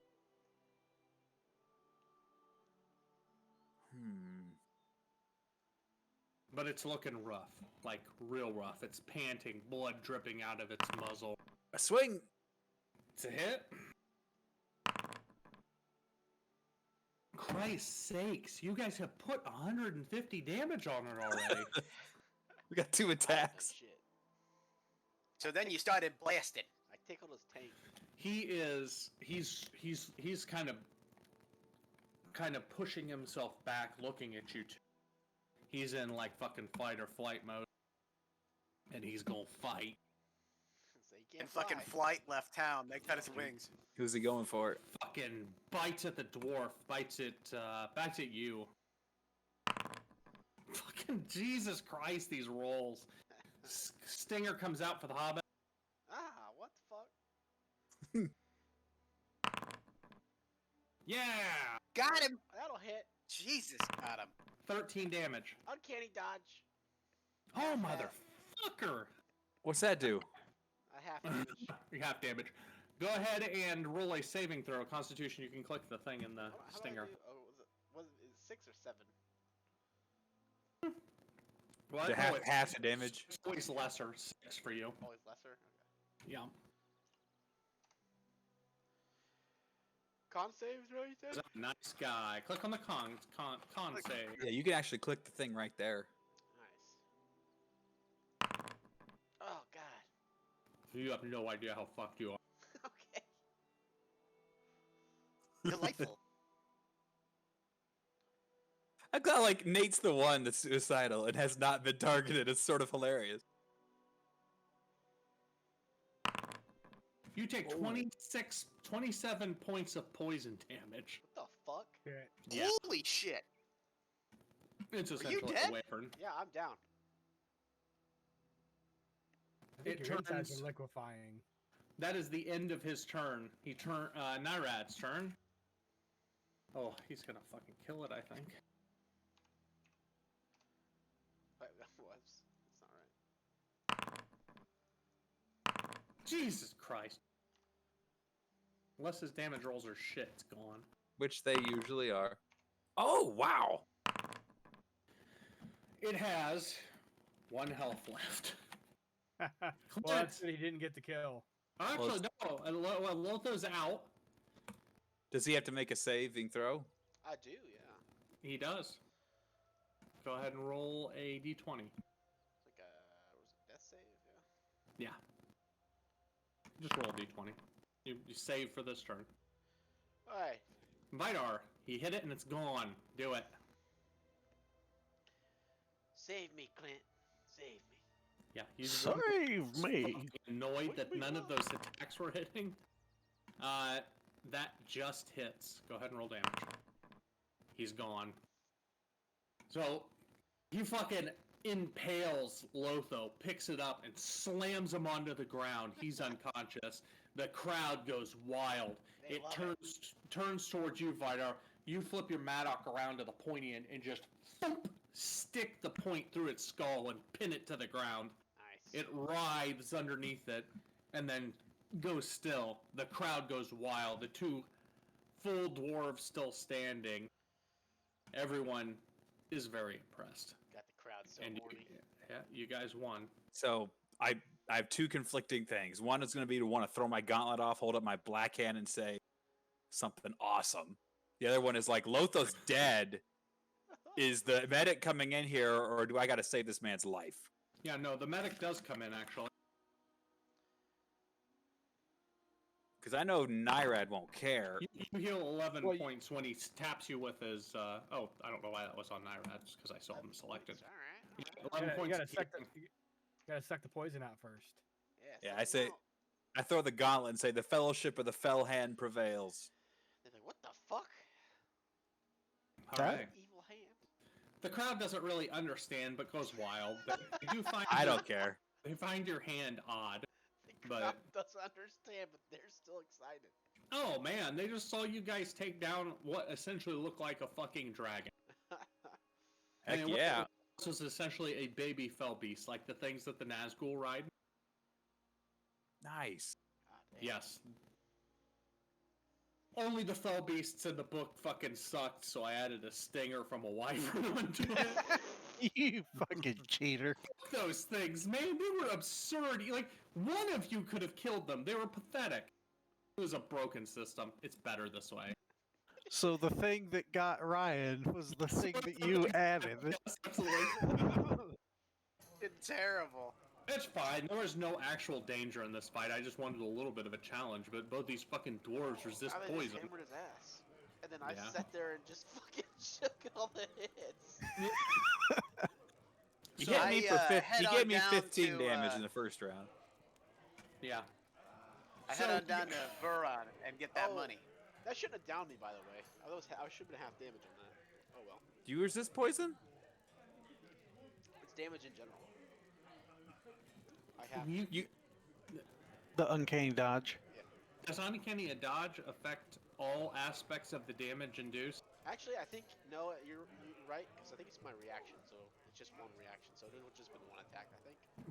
But it was one attack. It does both that, and then if you lose the saving throw, the additional damage. I don't know if it would have avoided it. Because it's piercing damage of the thing going into you, and then the injection of venom is a separate thing. I think you're fucking down. It doesn't matter. You're fine now. Yeah. You got tapped with that dude. 7d6. Yes, it's fucking absurd. It's the only thing that this thing can do. Everything else, the claws and the... I didn't even do the claws. I'm curious what they would do. Dude, if I rolled that, I would have gotten 7.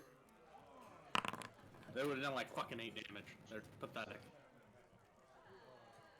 Can't use my claw. Should do around 10 each time, or maybe 12-ish. Anyways,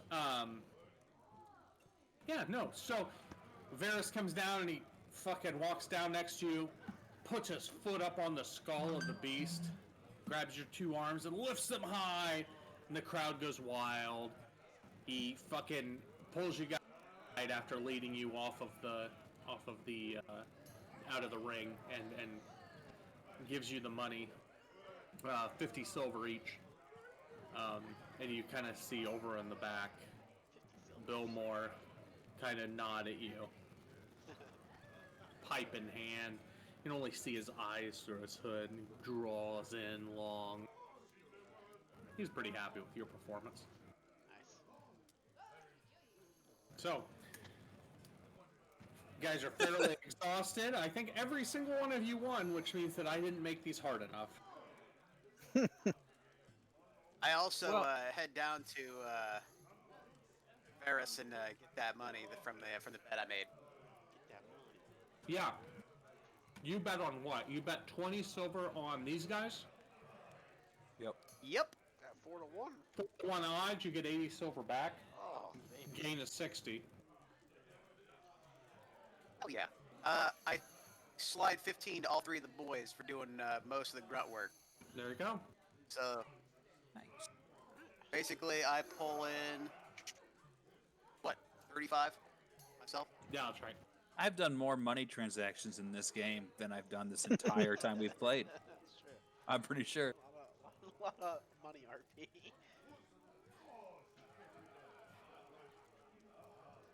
But dwarves, what do you expect? That's true. Also, this is the first time I've tasted dirt, I think. I made Nate so rich. You tasted dirt. Fucking ran right in there. Run up to the wyvern, expect to get the stinger. I don't know. Anyways. You guys go to bed. Wyvern, more like Halberd. Yeah, you I guys, want my information. oh yeah, you guys head back to the common room. I mean, you're not going to bed anytime soon. Everyone's buying you drink, especially the guys who competed at the end. You get a few guys who go up to Haladir offering for drinks. Haladir, do you accept? Yeah, because I'm an idiot. Alright, fair enough. So you once again get just completely smashed after like the 4th guy I comes do buy if I'm drinking with dwarves again, I'll buy them rounds too. So up. Okay, alright. Yeah, no, cool. that way I can smooth over my winnings if I just put it back into the establishment. Now, you know what? After a couple rounds, you get one dwarf that comes up to you having you bought him a drink after he bought you one. Kind of nods and says, "The fairer folk aren't as bad as we say. Well done tonight, lad," and walks away. I'll shout back like I always thought the master dwarves were the more fairer than the others. Oh no! Jesus Christ! Oh no! Why would you say that? Because he's drunk. He just looks back and stares at you, and then just starts giggling. He's trash too. He doesn't know what's going on. Why would you insult him? But he's a drunk shit talker. I am a drunk shit talker. This is the second time Haladir's been drunk. So you guys have a long night. Drinks are had. You guys have a pretty good time. Eventually, you're exhausted. Head off to bed. Anybody want to try to accomplish anything else today? I wanted to get the information from that guy. All right. So I'm assuming you'll collect the money from the rest of the guys. Yep. Okay. You collect. So you each get what you end up gaining is 20 silver on top of the 5 you submitted. So you're getting 25 back. Yep. And you go up with 75 silver. Set it on the table in front That's of. a lot of money. It's a ton of money. He's sitting there, pipe in hand. He's got a bowl of stew sitting to the side, and he looks at you. You've done well, I must admit. You've earned every bit of this. He slides a map to you. Hold on just a second. I will get Every to you. bit of this map. Yeah. Hold on. Hold up. Where is my fucking thing?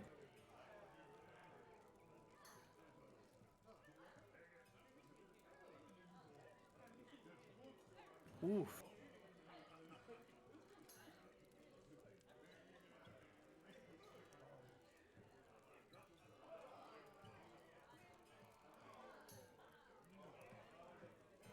How in the world? There we go.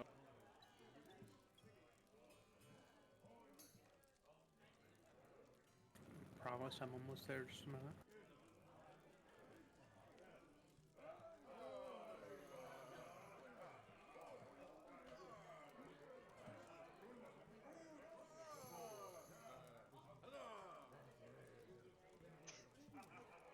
That's weird. Hold on. These fucking tavern guys are so funny here. They don't actually say words. They're just like, No, they just. oh.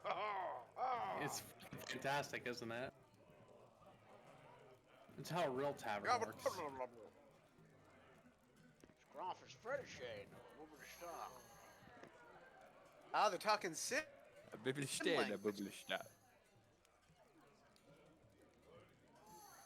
Give me just a second. She didn't make Vina. My map that I made for some reason is rotated. I need to rotate it back.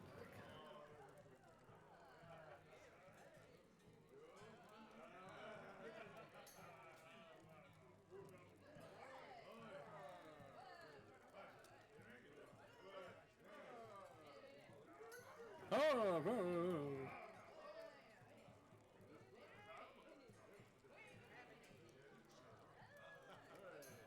fucking there we go.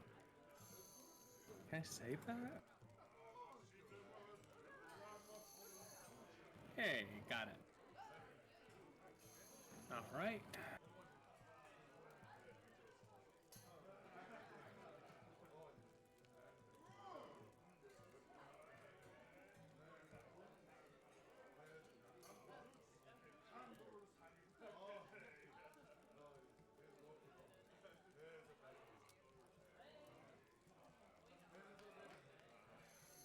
What in the fuck?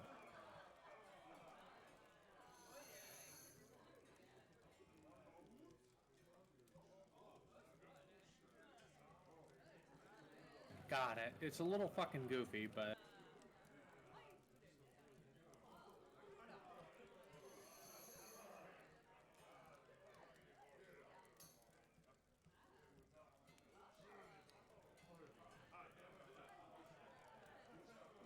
Alright, if you guys look in your journal entries, you should be able to see now a map of Karen Doom. It's a little distorted.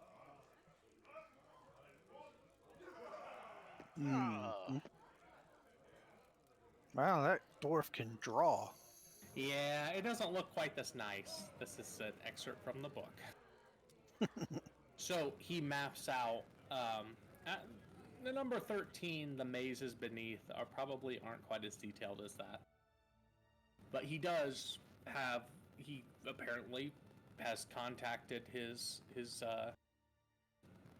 guys who've been in there, and they have drawn out the fortress to you as best they can.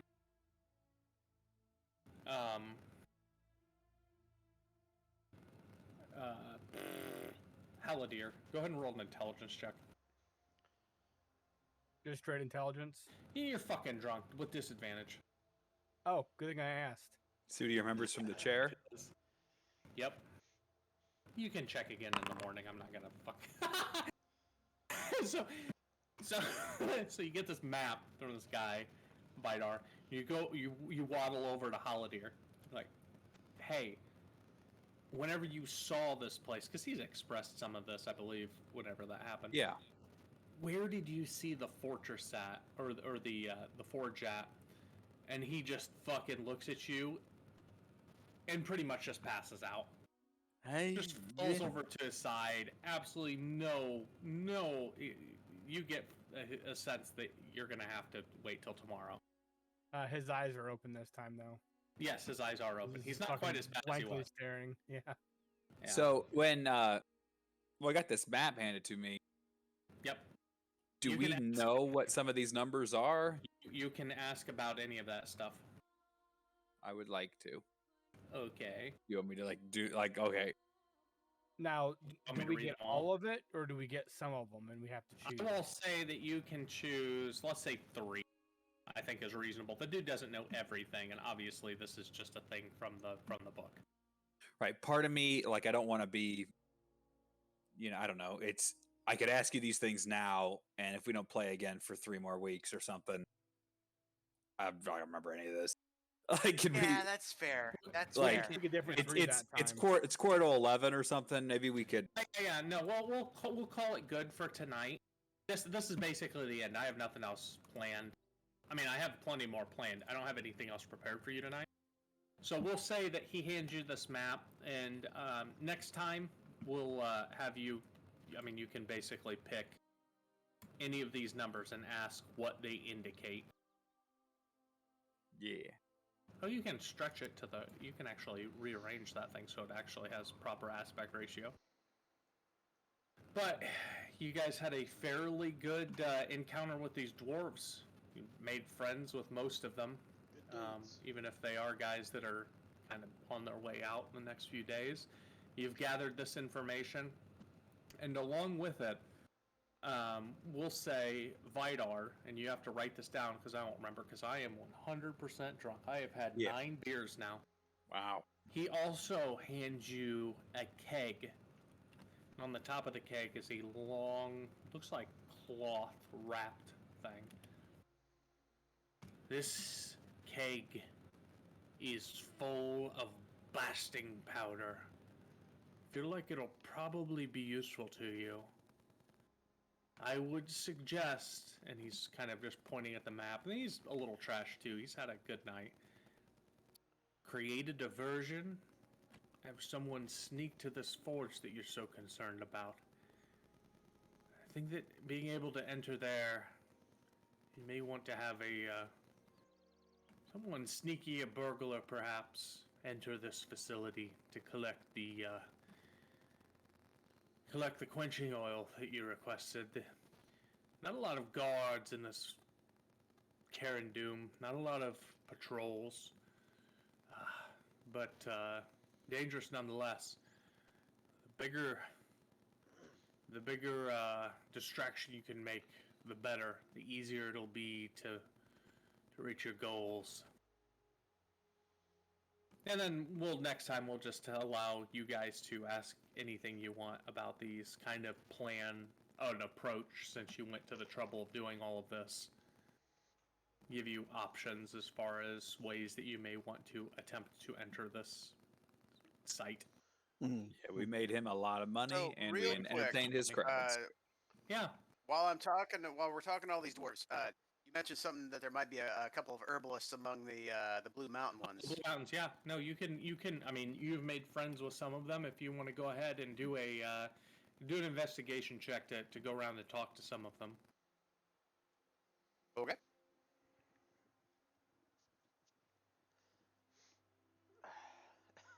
Oh boy. Yeah. Yeah, I've done my best. I found the ones with blue. I was gonna give you a DC check of like 8 on that. So unfortunately, asking around, I mean, they're just kind of laughing. They don't seem to understand He what walks you're up to him and talking about. says, Plants! Maybe wait till tomorrow and sober. Plants. Plants! Yeah. I'll let you try again next game right off the bat. Yes, it's brewed from plants. That's how you make it. I would say that the exchange of information, there wasn't so much that they didn't know or didn't care. It's that you completely fumbled the asking. So we'll let you try that again next time. It's like your trademark now, Vinny. Honestly. Damn. All right. Well, I think that's it for tonight. All right. You guys have a good time? All right, boys. Thank you. Oh yeah, that was Yeah. fun. Yeah, it was awesome. Thanks. Swaying with you. Thanks for running it, Brett. Yeah. Yeah. Well, guys. Yep. Yep. We got probably maybe one or two, probably